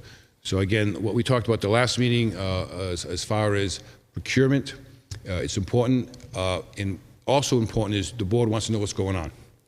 So you're going to see here, I try to more of a, from a 20,000-foot level, kind of keep you informed. Behind each project, this is a spreadsheet. There'll be a separate tab that'll talk about the project, who the engineer is, how much money we spent, the POs, what's left. So I'll have all that, but I kind of want to be able to get you kind of quarterly reports like we had, what I just went over with these projects. But for right now, I want to say, hey, this is what's going on, and I'll go through them quickly. But anyone you want to stop and talk about, I'll be more happy to give you more details. So these are in order of the warrant articles. And we'll start with warrant article 12, which is seasonal water lines for $500,000. We already have the engineer, Tater and Howard. We've already noticed 3 neighborhoods in which we want to do this work. And we've already been working with contractors on design-build contracts. So most important is the easements and the neighborhood meetings. So I've got a good response from my initial letter, and the draft easements are being put together now.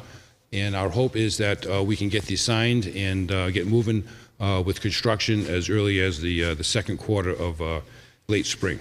And then try to get at least these 3 areas, which would be Waltz Lane, the Albee Beach, and the Museum Shores neighborhood. I have just one question about the easements. Are these permanent easements or temporary?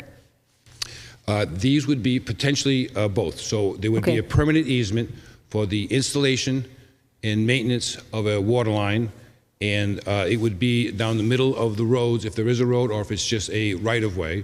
And then we would provide shutoffs at each of the property locations. Mm-hmm. And if there was a need to go beyond something during construction, we might have a temporary easement, but it'll be restored. The intent is to restore it back to its condition as best we can.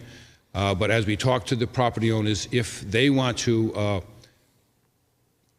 contribute to enhancements, they will do that on their own. And what I mean that we'll put a patch in, but if they want to do an overlay, they can do that with a contractor. So we're working, the contractor's going to be able to work. And if someone wants to do a service to their house, the contractor will work with them on that. So our job is to get everyone the year-round services. We will be working with homeowners and their plumbers, because a lot of these people are only here during the summer. So we will be we have a contact list we're developing, so there'll be emails, and we'll hopefully this is going to be a really fast-track project, but and this will be, again, the beginning of our effort to come compliant. And the reason we're doing it, again, is because these lines are not compliant with the state standards. Linda? Have we nailed down a hookup fee yet? So I think we talked about this last time. If anyone goes, if they're a seasonal line and they're upgraded to a year-round, then there will be a $3,000 connection fee for a 3-bedroom home. So I think that's what we discussed last time, and we have to get back to the board on that. We have to decide, we have to vote on it. I don't think we voted, we talked about it. That's the number I remember. Right. Yeah. So why don't I propose something for the next meeting? Yeah. And I don't know if we have to have a public hearing for a rate, a water rate. I don't know. So let's check into this. The next meeting, because I'm going to be back on some other items, we can talk about that specifically. In some instances, there is year-round water by a private line that might be, so we're going to be working on connecting up people who are already year-round. Okay. So those situations, they've already been paying year-round bills, so they will be, right. And if there is someone who's on a well or on a water and doesn't have a summer line and wants to get a new line, they'll pay $6,000. Yeah, we can just do a sheet that says the different levels. That's all we need, so we know. Yeah. That's yeah. That definitely has to be. So I'll have that to you the first week of April. Okay, Dockside, Phase 3, that's warrant Article 13 for $700,000. We have the purchase orders for the construction, which is just under $600,000, and for the engineering for construction administration and inspections. Those are ready to go. The wetland permit has been submitted, and we just heard that it looks like it's all set and could be approved as early as by the end of the month. This will not start, though, until late fall. So similarly, like last year, our intent would be to get us through Columbus Day, and we'd like to make sure most activities are taken care of, but then we're going to move in, like we did with the barges, and shut the whole, pretty much where the bench is, right across to the corner of the building, so, because we have to actually demo some of the stamped concrete to fix the wall. The wall's going to be pulled down and restacked. That's kind of the bigger. And then where the docks are, where the mount comes in, all those docks are being pulled up so we can put the riprap underneath to support that. And then all the docks will be rebuilt in the IPE wood. And plan again is have that all ready by May of 2023. 2023. So, and again, on my chart, I guess it's self-explanatory, but people can't see that, but I use the blue for the engineering, the yellow for the permitting, the green for the construction, kind of giving you an idea where we are in terms of quarters, and I'll kind of refer to this in terms of as we go forward with the details where the money is being spent. Next big project, which is really exciting, number 14, the Port Wetland drainage upgrades. That one is $430,000, but it's being funded by SRF and Arbor, as well as contributions from the Port Wetland Association. So we have a lot to do on that up front. Right now, in the process of selecting an engineer through qualifications. I've got 3 firms shortlisted. They're being interviewed this week. And once we make that decision, we will then go forward with scopes of work for the preliminary engineering and the permitting. We also, all these projects that require SRF application, environmental reviews, so we were working with the consultants on that. We don't see this going out to, the permitting aspect is a big issue. The third quarter possibly could be bid the fourth quarter with construction, maybe being in the summer, fall of 23. Excuse me. Could be. I got a quarter second. So we got it, because a lot of it, we're trying to get it in early and then get out of the way and be done. So we'll see that is scheduled for 2023, though. And we also have to get the agreement with the association before anything starts. Correct. That's in the Phase A. We got to get all that squared away, and we're already in discussions with the president, so that's ongoing right now. Article number 15 is the sewer pump station for upgrade for the Mill Street station. That is going to be, again, federally funded with the SRF and the state ARPA money. We have selected HDR as the consultant, and they have a scope of work to me. It's being updated now to add a few little things, and I should have that for the town manager next week.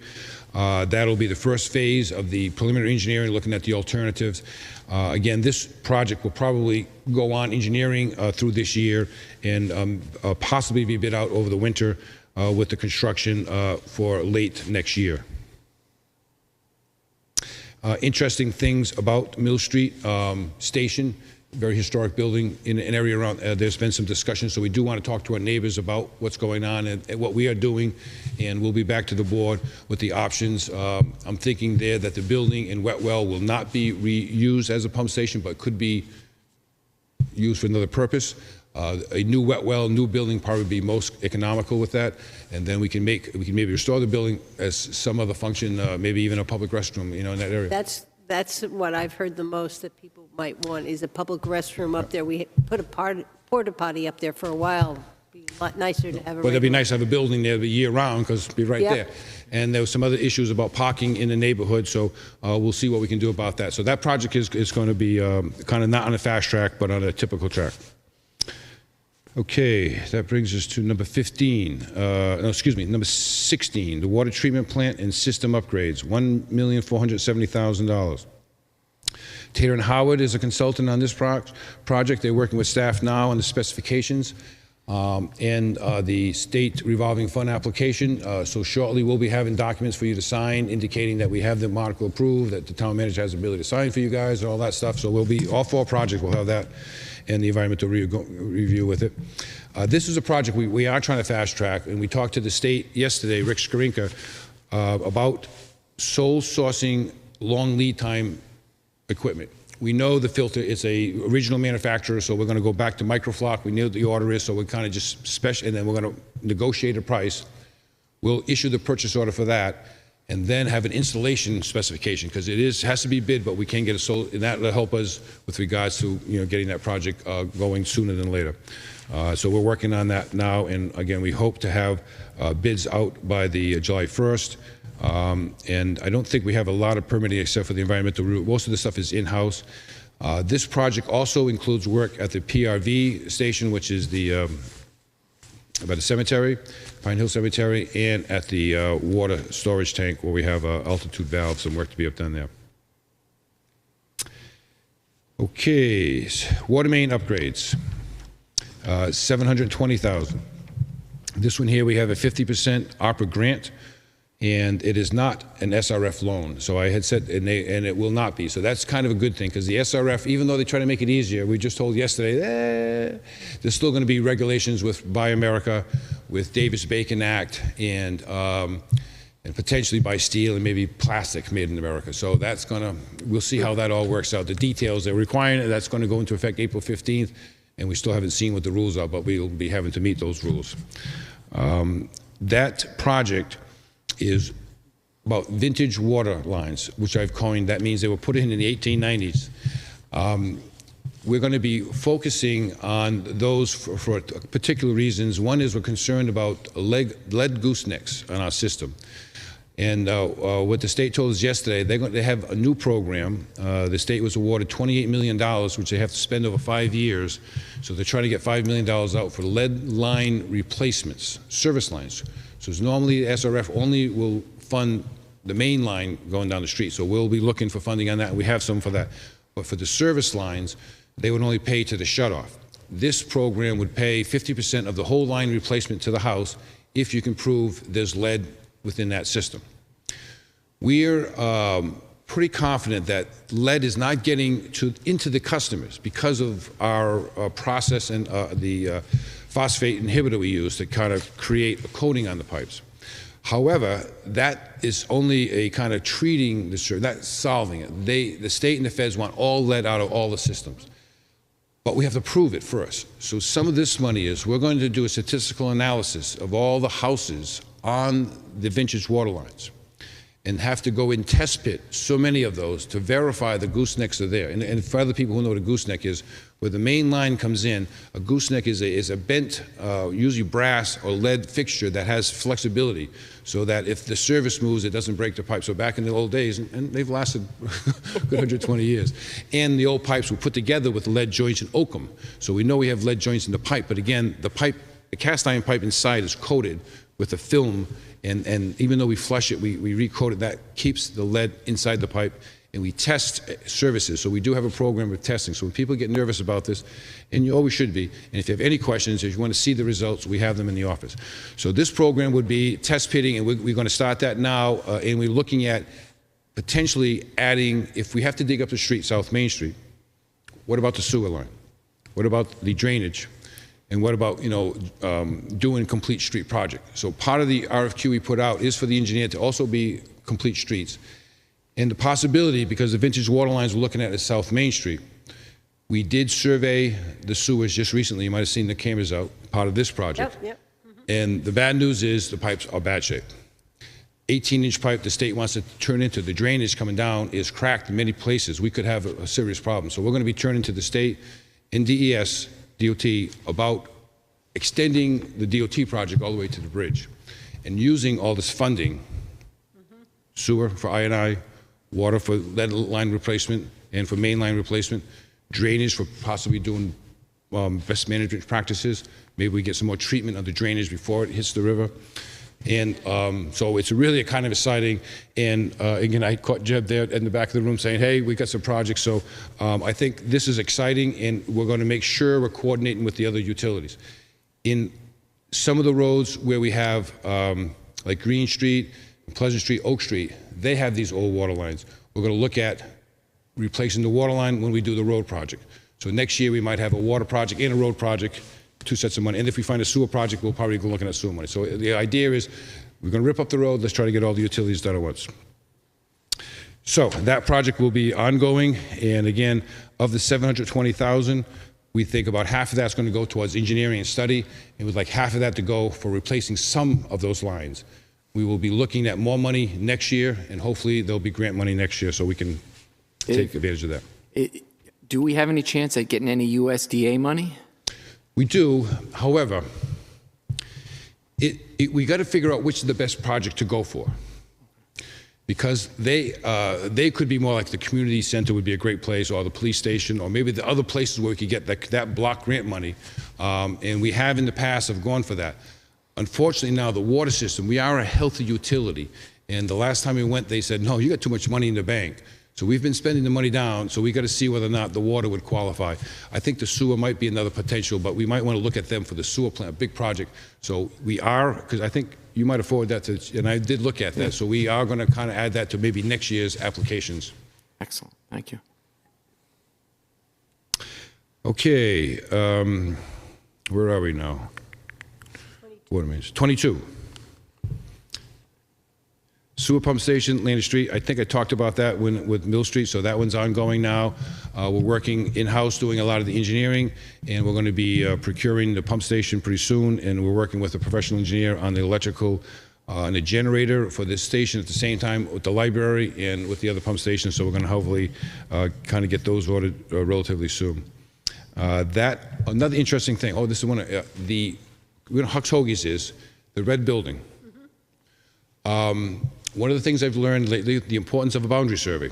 So we're going to do a boundary survey, and we started looking at the deeds, and we found out the deed is described as going to the lake. Where's the lake? So we have some real interesting things, and we found a deed when the state deeded Back Bay to the town, because they passed a law in 32 or 31 saying is you just can't fill the land in. So we have a deed to the Back Bay, which is kind of good. So that means we own all the Foss Field. So we're trying to figure that out. But one of the issues is the red building. It is right in the way of where we need to put the sewer and the wet well.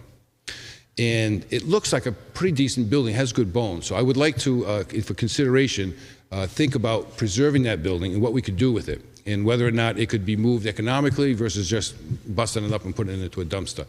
We have some time in that because I don't see us doing that work to the fall. So we had the charrette in which we talked about maybe trying to make a connection between the Bridge Falls Pathway and the Clark Plaza and around Foss Field. And that would, maybe we could do something. So I'd like to be able to maybe think about following up from the charrette with an idea of how this building might be able to help the Foss Field complex with all the things. I think the pickleball people say, we need a storage area. Parks and Rec could always use some more storage. You know, we could figure out something to preserve the building and maybe work with our partners there and do something nice with that. So I'm planting the seed, and if anyone has any ideas, come see me, but we'll be back to you on that. Town road upgrades. We bid this project out. Stantec was our engineer. Integrity was the low bid, and we will be awarding that contract, but I did talk to Steve today, and he would like to, because it's very wet up there, we're going to probably, that was going to be a midsummer project starting with the idea of being finished in the fall. And that fits with his schedule, and I don't think we're in a big rush. We do want to get it all done. And we do, because of the road issues, we may not do the tops of the roads and hold it to do some other emergency work. So this contract, while we thought it was going to be $1 million, we might try to see if we can hold off on some work and use some of that money as emergency work, and that's what we'll be talking to Jim and come back to you in 2 weeks with a plan.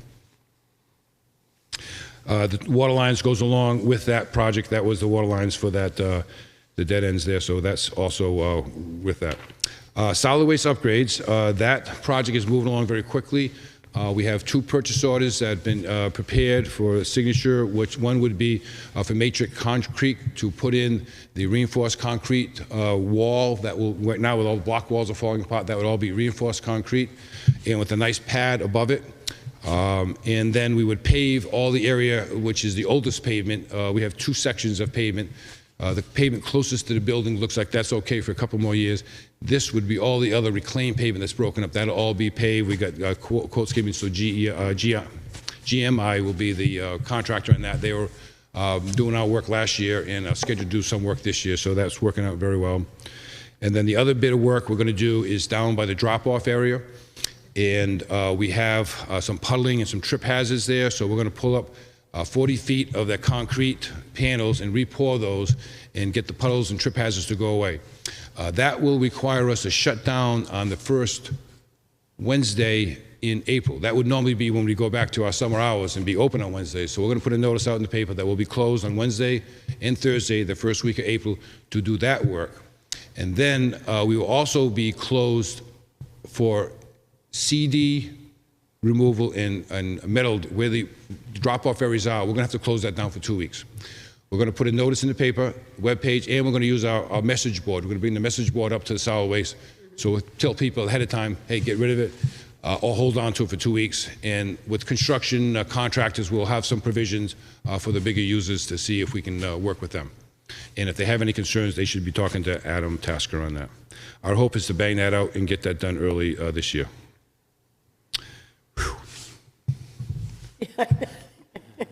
You had all these ideas.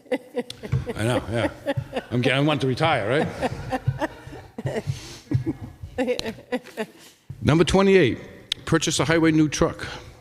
Purchase highway a new truck. I got to work on that title. The good news is we were able to find a truck, and it wasn't easy because it's been crazy. I think we told you in the fall, orders for new trucks are really out there, and the prices are escalating. The person we work with on setting up the trucks, Viking out of Maine, had a truck they purchased, and they were going to set it up as a demo, and it's just what we wanted. So we negotiated a very good deal. That may require us maybe holding off hiring a full-time employee a little extra because it costs a little bit extra money, but we're going to figure that out. And so this opens up the door, and I've already had a couple of questions about road acceptance. And my answer, and I think Jim and I said, we need to kind of make sure we have some protocols, because we have put everything on hold for a couple of years, and we do know some people are asking. And I said, well, probably best to update your petitions and make sure, because you might have new players in the neighborhood. And then we need to come out with a procedure and a policy. Yep, absolutely. Yep. So I think staff, we should get together and probably sooner than later have a meeting in which we can present the board a protocol, and then we can get moving on the steps and figure out what we're going to do. Okay. Establish a sidewalk cap reserve fund. That's relatively simple in terms of taking the money, putting it in, but I have plans to spend that money. We have sidewalks where we have problems or people have tripped and fell and request. So I would like to, again, because it's going to be under your jurisdiction, I will make a certain request, maybe at the next meeting or very soon, what we plan on doing with certain projects this year in terms of repairs of deficient areas. And that's why you can see I have the dashes in green saying we're going to do a little every year. So we'd like to keep pecking at this every year, kind of do a few sections. Building maintenance fund, the 50,000 is in. We're working on the solid waste bathroom, and that's going great. Thank you, Brian. That's really, hopefully you get to take a look at it next time you're up there. It's coming along very well. The guys should have that operational next week or two. And we have other projects that we were thinking of, but because there's so much going on, I don't have any emergencies at this point, but that's a good fund that's building up. 36 was the Dockside parking lot, and we talked about that earlier today, so we are working on the boundary survey. We have some issues that have to get resolved. I think the key was getting the transition. Today you approved that, so that's great. I think best that we put on hold. We had a design contract. What I'd like to do is kind of cancel that, because it was with maybe prejudice that I was going in a certain direction and we weren't all pulling the same way. So let's put that on hold, and let's see with the dock committee getting back in and figure out which direction we want to go. And I think in terms of the complete streets selection, we might have a better consultant working with us in terms of how we want to do that. And so if you want to have another public meeting, or do you want it the selectmen or the committee, how we go about, because we have a lot of open issues that need to be resolved. So, and with Civil Works, they were there because of the docks, and it was kind of an emergency when I grabbed them, and we maybe went too fast. So I think we didn't spend much of that money except for the boundary. So I'd like to square up with them on the boundary survey, put it on hold, and then when the dock committee is ready to, the Dockside committee is ready to give some direction, then we'll pick it up and go from there. It's all under the dock committee. The dock committee took the dock and the parking lot. Yeah, okay. So anyways, that's good news. The money's in there. The last one here, 37, the wastewater treatment plant, the 175. Again, we're working on the basis of design report, which hopefully will get us better scoring for a capital project to upgrade up there. And that is it for the warrant articles. On the bottom, I just put a couple of projects that on the library, the generators. You know, I think I talked to, we are working with Amanda there and sizing and trying to price that generator out. It'll be a long lead time. I think the town will work doing the site work, and we have the electrical contractor who will work with us on that. The town hall foundation drain, we have funded the phase 1 on Arbor, and again, the TV cameraing. Again, I see this being a major project in which it can be parlayed because we have to take the drain pipes that come from the bottom here, which are a problem, we'll fix them all the way to the bridge. We might as well do everything else and parlay it with the big project. So this is good seed money getting us going in the right direction, and we'll continue on that. With the ARPA money, we're going to be meeting next week at the subcommittee. We have ideas how to spend that with regards to some sewer issues and the town hall issue, and potentially maybe road issues, because we got some problems with roads. So that is a lot of stuff. I talk a little fast. If any other questions, or No, thank you. Thank you. Good to get those reports. And I'll try to get to you on a quarterly basis now. So we'll try to get by July 1st will be the next one, and hit you on the quarter, so that way we can keep you informed of what's going on. And if you ever have any questions, feel free to call him. Thank you. Good night, Dave. Yeah. Okay, next item on the agenda is Block 5 IT service contract.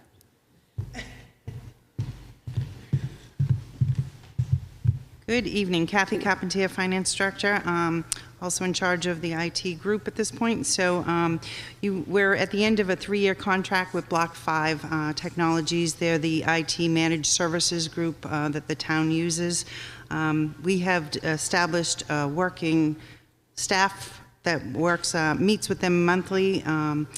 And with previous discussions with the town manager, I was hoping that we could extend the contract for 9 months, which brings us to the end of this year, which is 2022, to get lined up with our budget instead of being a March or April agreement, and then with an extension of 3 more years if we'd like, but it would be our plan to come back to the board in the fall and ask if you want us to go out to bid or not at that point. So I'm asking for you to grant, give approval to the town manager to sign the 9-month, extension on this contract with the promise of coming back in the fall.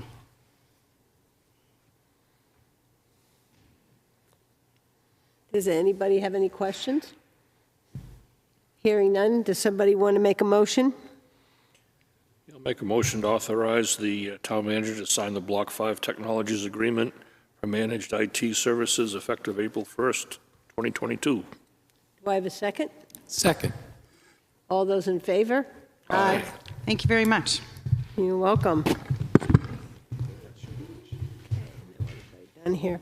The next item is a proclamation to recognize Cameron J. Yates Eagle Scout rank. And I'll read it. Whereas Cameron John Yates, a member of the Boy Scouts Troop 165 in Wolfeboro, New Hampshire, and the Daniel Webster Council, earned his Eagle Scout rank on December 29, 2021. And whereas, as an Eagle Scout, Cameron has earned the 30 Merit Badge, 1 Eagle Palm, and has served his troop as a senior patrol leader, assistant senior patrol leader, and a quartermaster. And whereas Cameron partnered with the Wentworth Watershed Association for his community service project, leading volunteers to build an outside classroom in the Brewster Heath Preserve. And whereas Cameron, currently a junior at Kingswood High School, is the captain of the varsity bass fishing team, and Cameron will be representing his high school at the National High School Bass Fishing Tournament in August 2022. Now, therefore, we, the Board of Selectmen of Wolfeboro, New Hampshire, congratulate you for all your accomplishment in achieving the well-earned Eagle Scout Award, dated this day, 23rd day of March 2022, by the Board of Selectmen, and our names are listed. This is going to be given to him on April 9th. April 9th at 2 p.m. at the First Christian Church in Wolfeboro. And I wanted to know if there's any member of the board who would like to go and take this and read it to him on that date. Okay, Brian. Very good. Brian will do that, Amy. Thank you very much, Brian. All righty. I need a motion to go into to a Libby Museum trustees meeting. So moved. Second. All those in favor? Aye. Aye. Yes. Okay. We're in a Libby Museum trustees meeting, and I'm going to turn this over to you, Brad. Okay. Yeah, we've been fairly busy this winter. We've had, technical committees had 3 meetings so far.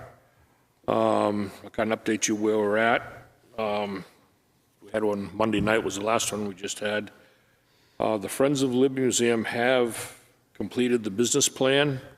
They have it right now, all being reviewed by an attorney, and they expect to have it to us as our board in 7 to 10 days. So we should see it for our April meeting. So that part is done, done there to be presented to us anyway on their end.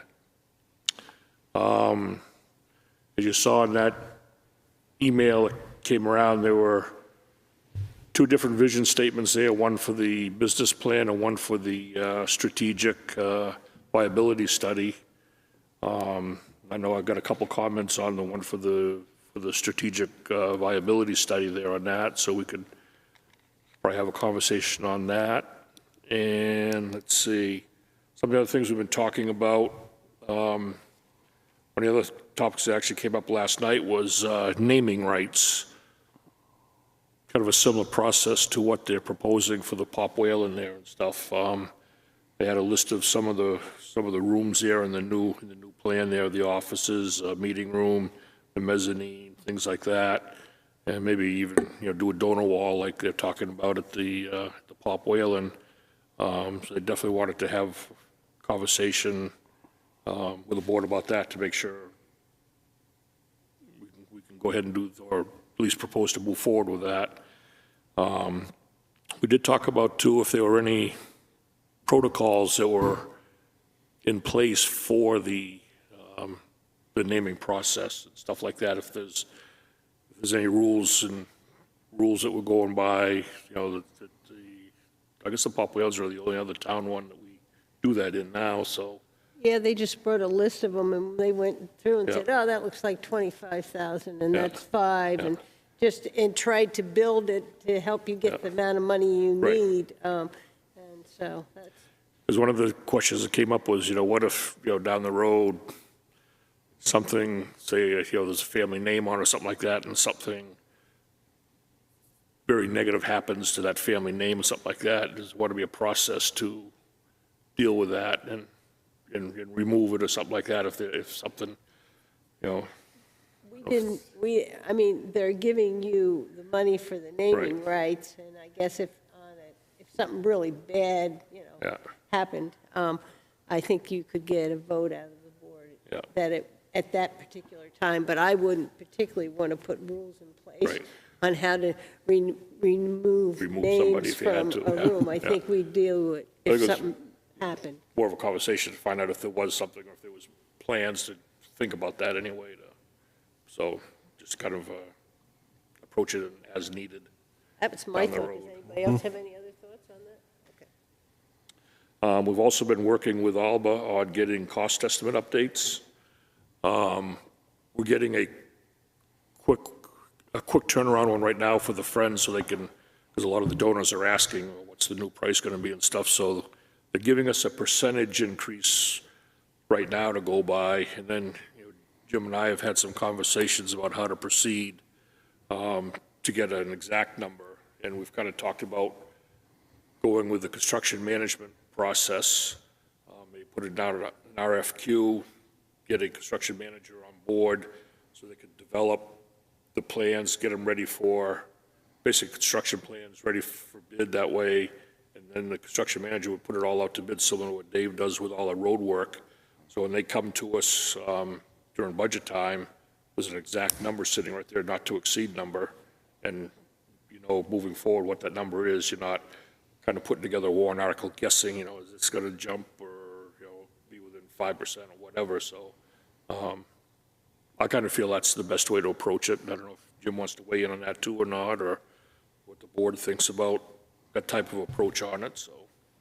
So do you have any kind of estimated number yet? They are right now estimating it between a 15 and 20% increase over what was put out in 2019, which would bring that number up to right now at about 3.4, a little over 3.4 million.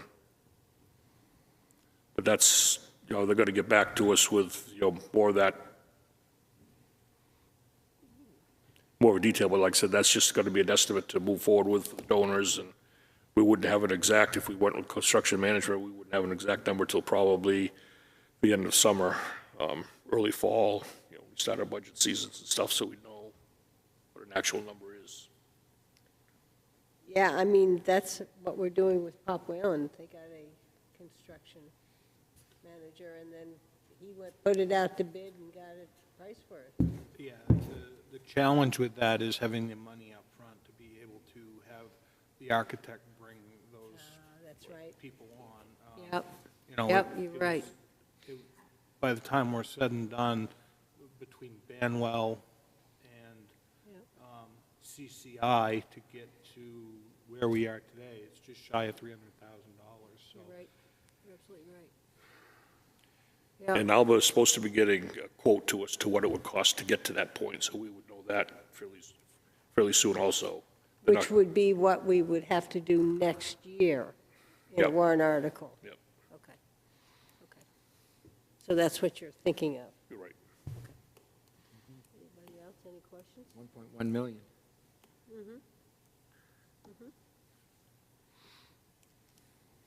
All right.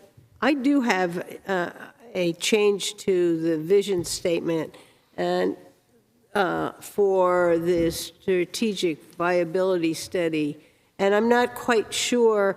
I guess I wrote it this way, and people can react to it. The trustees' vision is to support the Friends of the Libby Museum in its effort to raise 70% of the cost of the renovation and expansion, and $1 million endowment over 5 years to fund expanding activities and costs, and to increase the strategic partnership, thereby enabling the Libby to become more of a self-sustaining entity and to operate as a strategic private-public partnership as defined in an operational MOU.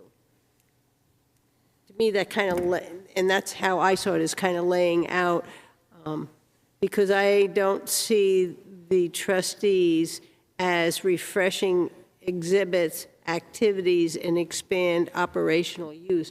I kind of saw that as being done in that endowment that they were going to raise. And so I want, you don't need to use this sentence, but that's what kind of, I took what we did in our MOU and put some of it into the sentence, because in our MOU, that's exactly what they agreed to, was to grow the endowment, and it was to fund expanding activities and costs, and I just took that right out of that.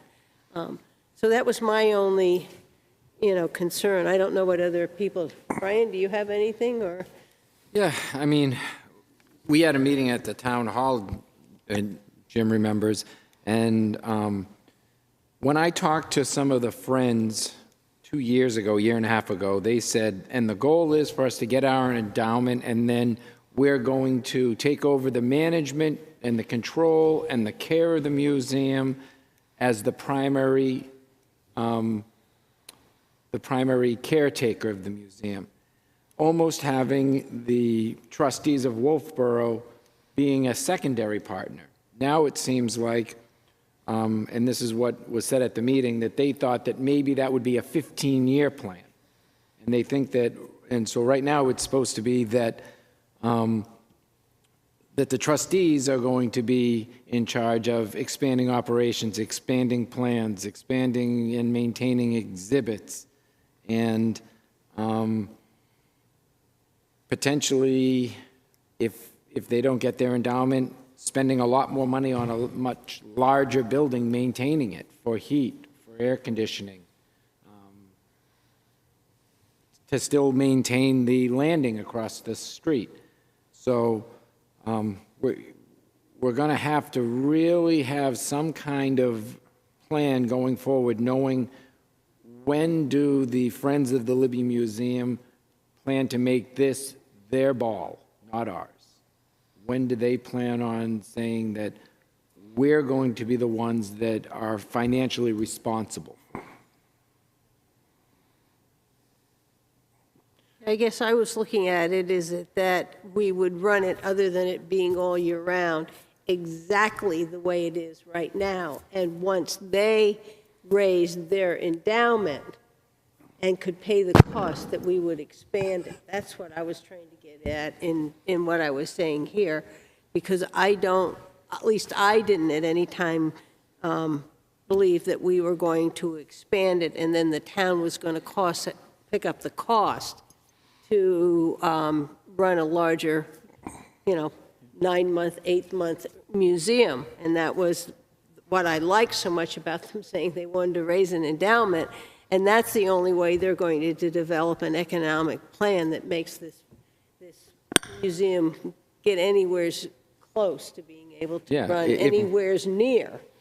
And I kind of saw it as a way to help the voters out, taxpayers out. If they're going to, and that's what I was saying, if they're going to expand it, if they're going to add exhibits, if they're going to open it year-round, if they're going to have more, and this is that's a good idea, educational activities for local schools and Cub Scout organizations and Girl Scouts and all sorts of, this is all well and good, but as trustees, the selectmen, we don't run a museum.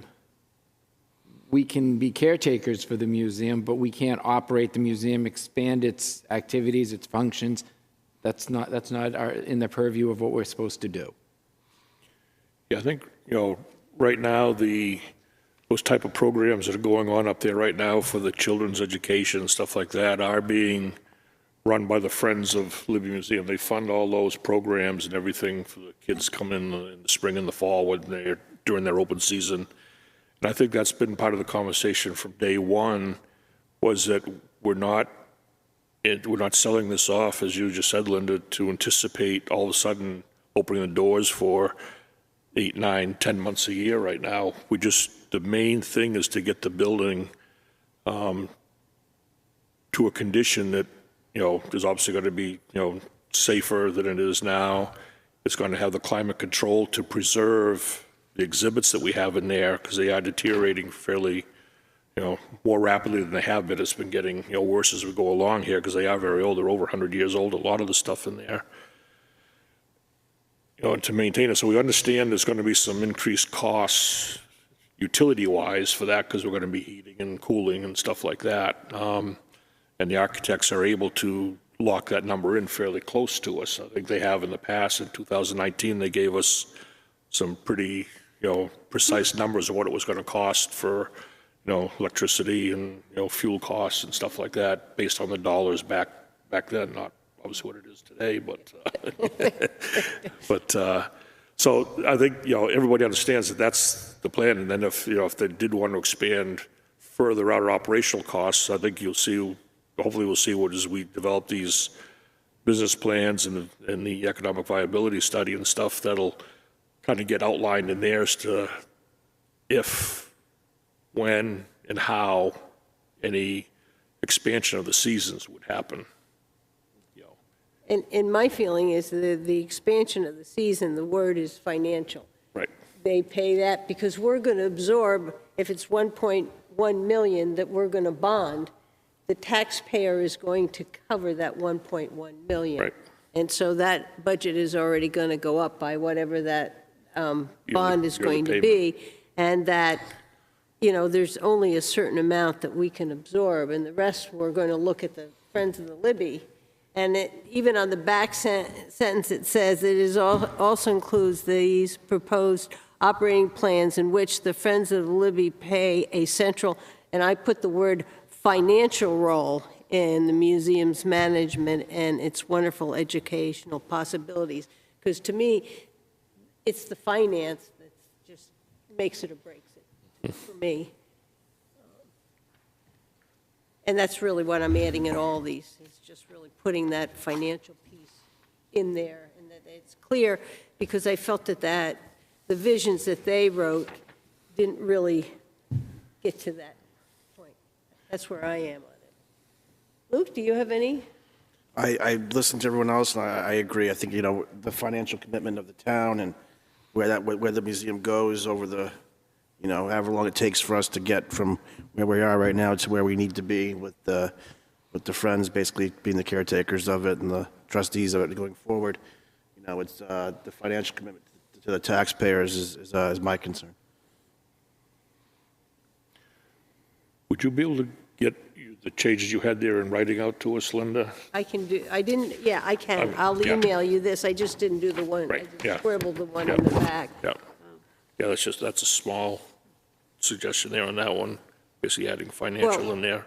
Why didn't I do this? I'll send it to Amy. Amy can send it out to the rest of the board to make sure they're okay with it. Does that make sense? Yep. And then you can take it after that. Right. Okay, sounds good.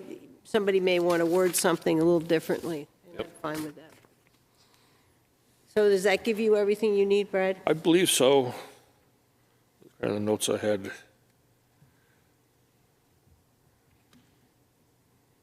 And you guys kind of like that concept of proceeding along like they did with the construction management process, and I'll continue to work with Phil over there at Alba to get the number to us of what that process would cost anyway before we move forward. But yeah, if for that another works for conversation. Jim, I'm fine with that. Yep.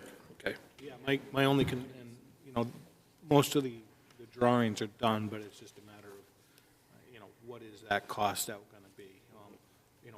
With the project we did with Pop Whalen, CCI did a lot of that at risk. So I guess it's worth asking the question and having the conversation with Alba to see what they can bring forward. Did have one other thing to report out. We have talked about, was it 2 years ago, we talked about the tree felling up there. There was half a dozen, 8 trees out in the back out there that are diseased and dying, and where the power lines and about where the addition is going to go on the back side there. The Selectmen had approved the use of top-notch due to Barry's input on that, because he uses them. There has to be a crane service to take the trees down because of the wires and the proximity to the building. The Friends of Libby have a grant they can apply for to cover the cost of that. So they'd like to move forward with that. So kind of, I guess, bringing you up to date on that and stuff, because it's something that we had approved a year or so ago anyway and stuff. But just to let the board know that process is moving along and stuff. The plan is to have the trees stored, and when they get the final designs done, and have the trees milled out and utilize some of the wood on the construction inside the building there. Hopefully we'll be able to have it in some kind of a timber form, so it's exposed in there, so that, it'd be nice, be able to put a plaque on it. This wood came from the property of the Libby Museum and stuff. Would be kind of a cool feature to have there. So just kind of let you know that that's kind of going on too. Sounds good. Well, those trees haven't fallen down, so we're lucky. And get them taken down. All righty. Any other comments on it as trustees of the Libby Museum? Hearing none, can I have a motion to come out? So moved. Do I have a second? Second. All those in favor? Aye. Aye. Okay. Out other business. I have one other business project. Wolfeboro Waters, and I think I reported at the last meeting, recommended that the Board of Selectmen follow the comprehensive environmental study for Russ Pond's North Inlet And in the back of that, there was a proposal for $52,000 to do structural improvement, public education and outreach, and dredging feasibility study. And they would take those 3 projects and apply for a 319 grant. And if we got that, it would give, our match would be 40% or $280,000 in cash.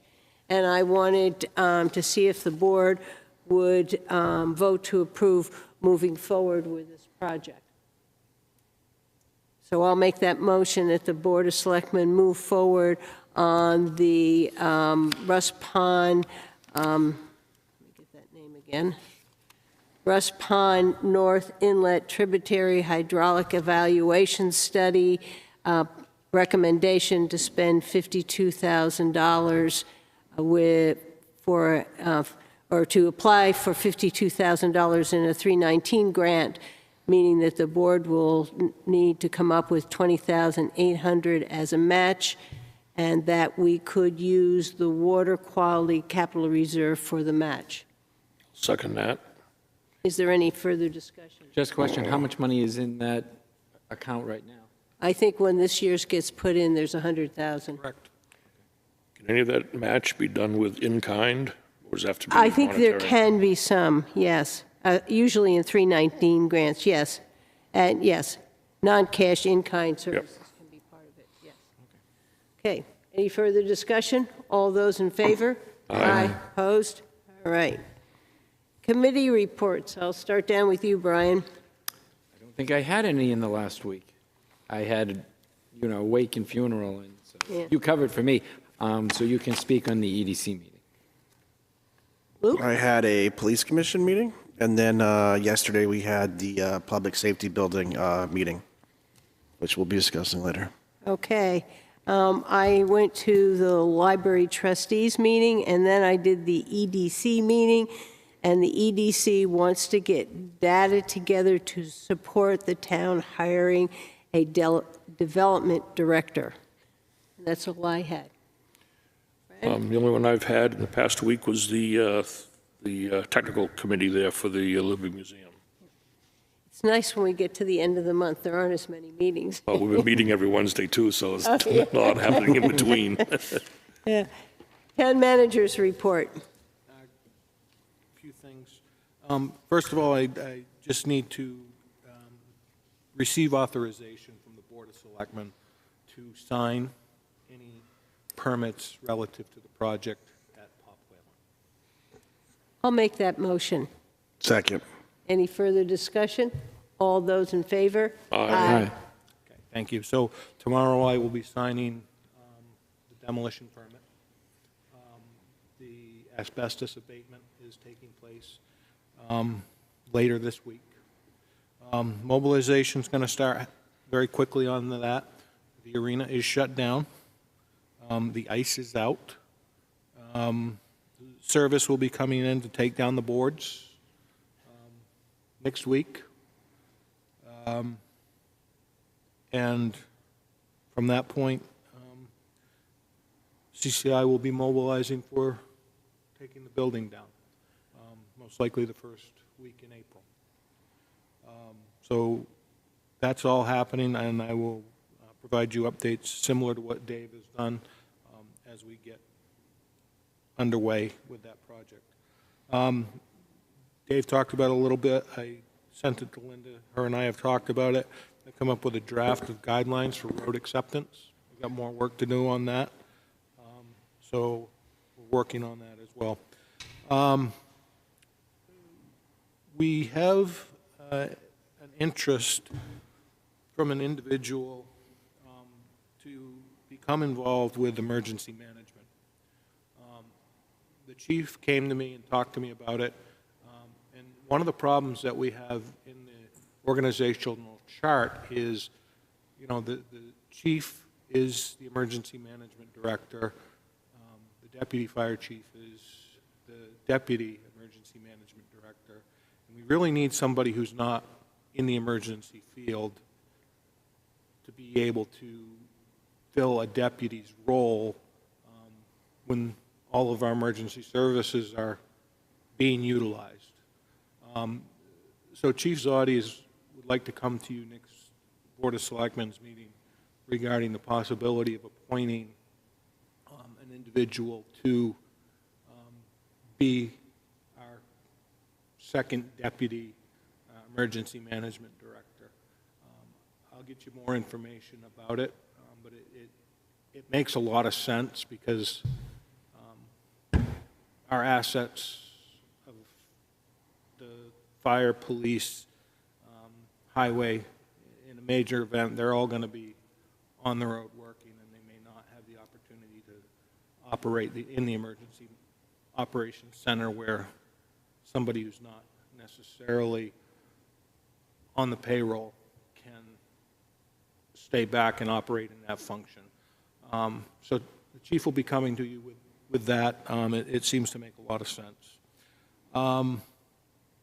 And one last item, I like to just say that we, at the end of last year, we purchased some software for cemeteries, and we're actually starting to train on it so that we can actually track our cemeteries, where people are going to be in the cemeteries, billing, and all of that. So Amy's pretty thrilled to have that software up and running, and that's about all that I have for you. Okay, thank you. Next item on the agenda is questions from the press. Are there any questions, Alyssa? No, I don't have any. Thank you. All right. Next item on the agenda, public input. Is there anybody who'd like to give us public input? No, nobody wants to talk to us tonight. And I need a motion to go into non-public session. So moved. Do I have a second? Second. Brad? I'm yes. Luke? Yes. Brian? Yes. Okay.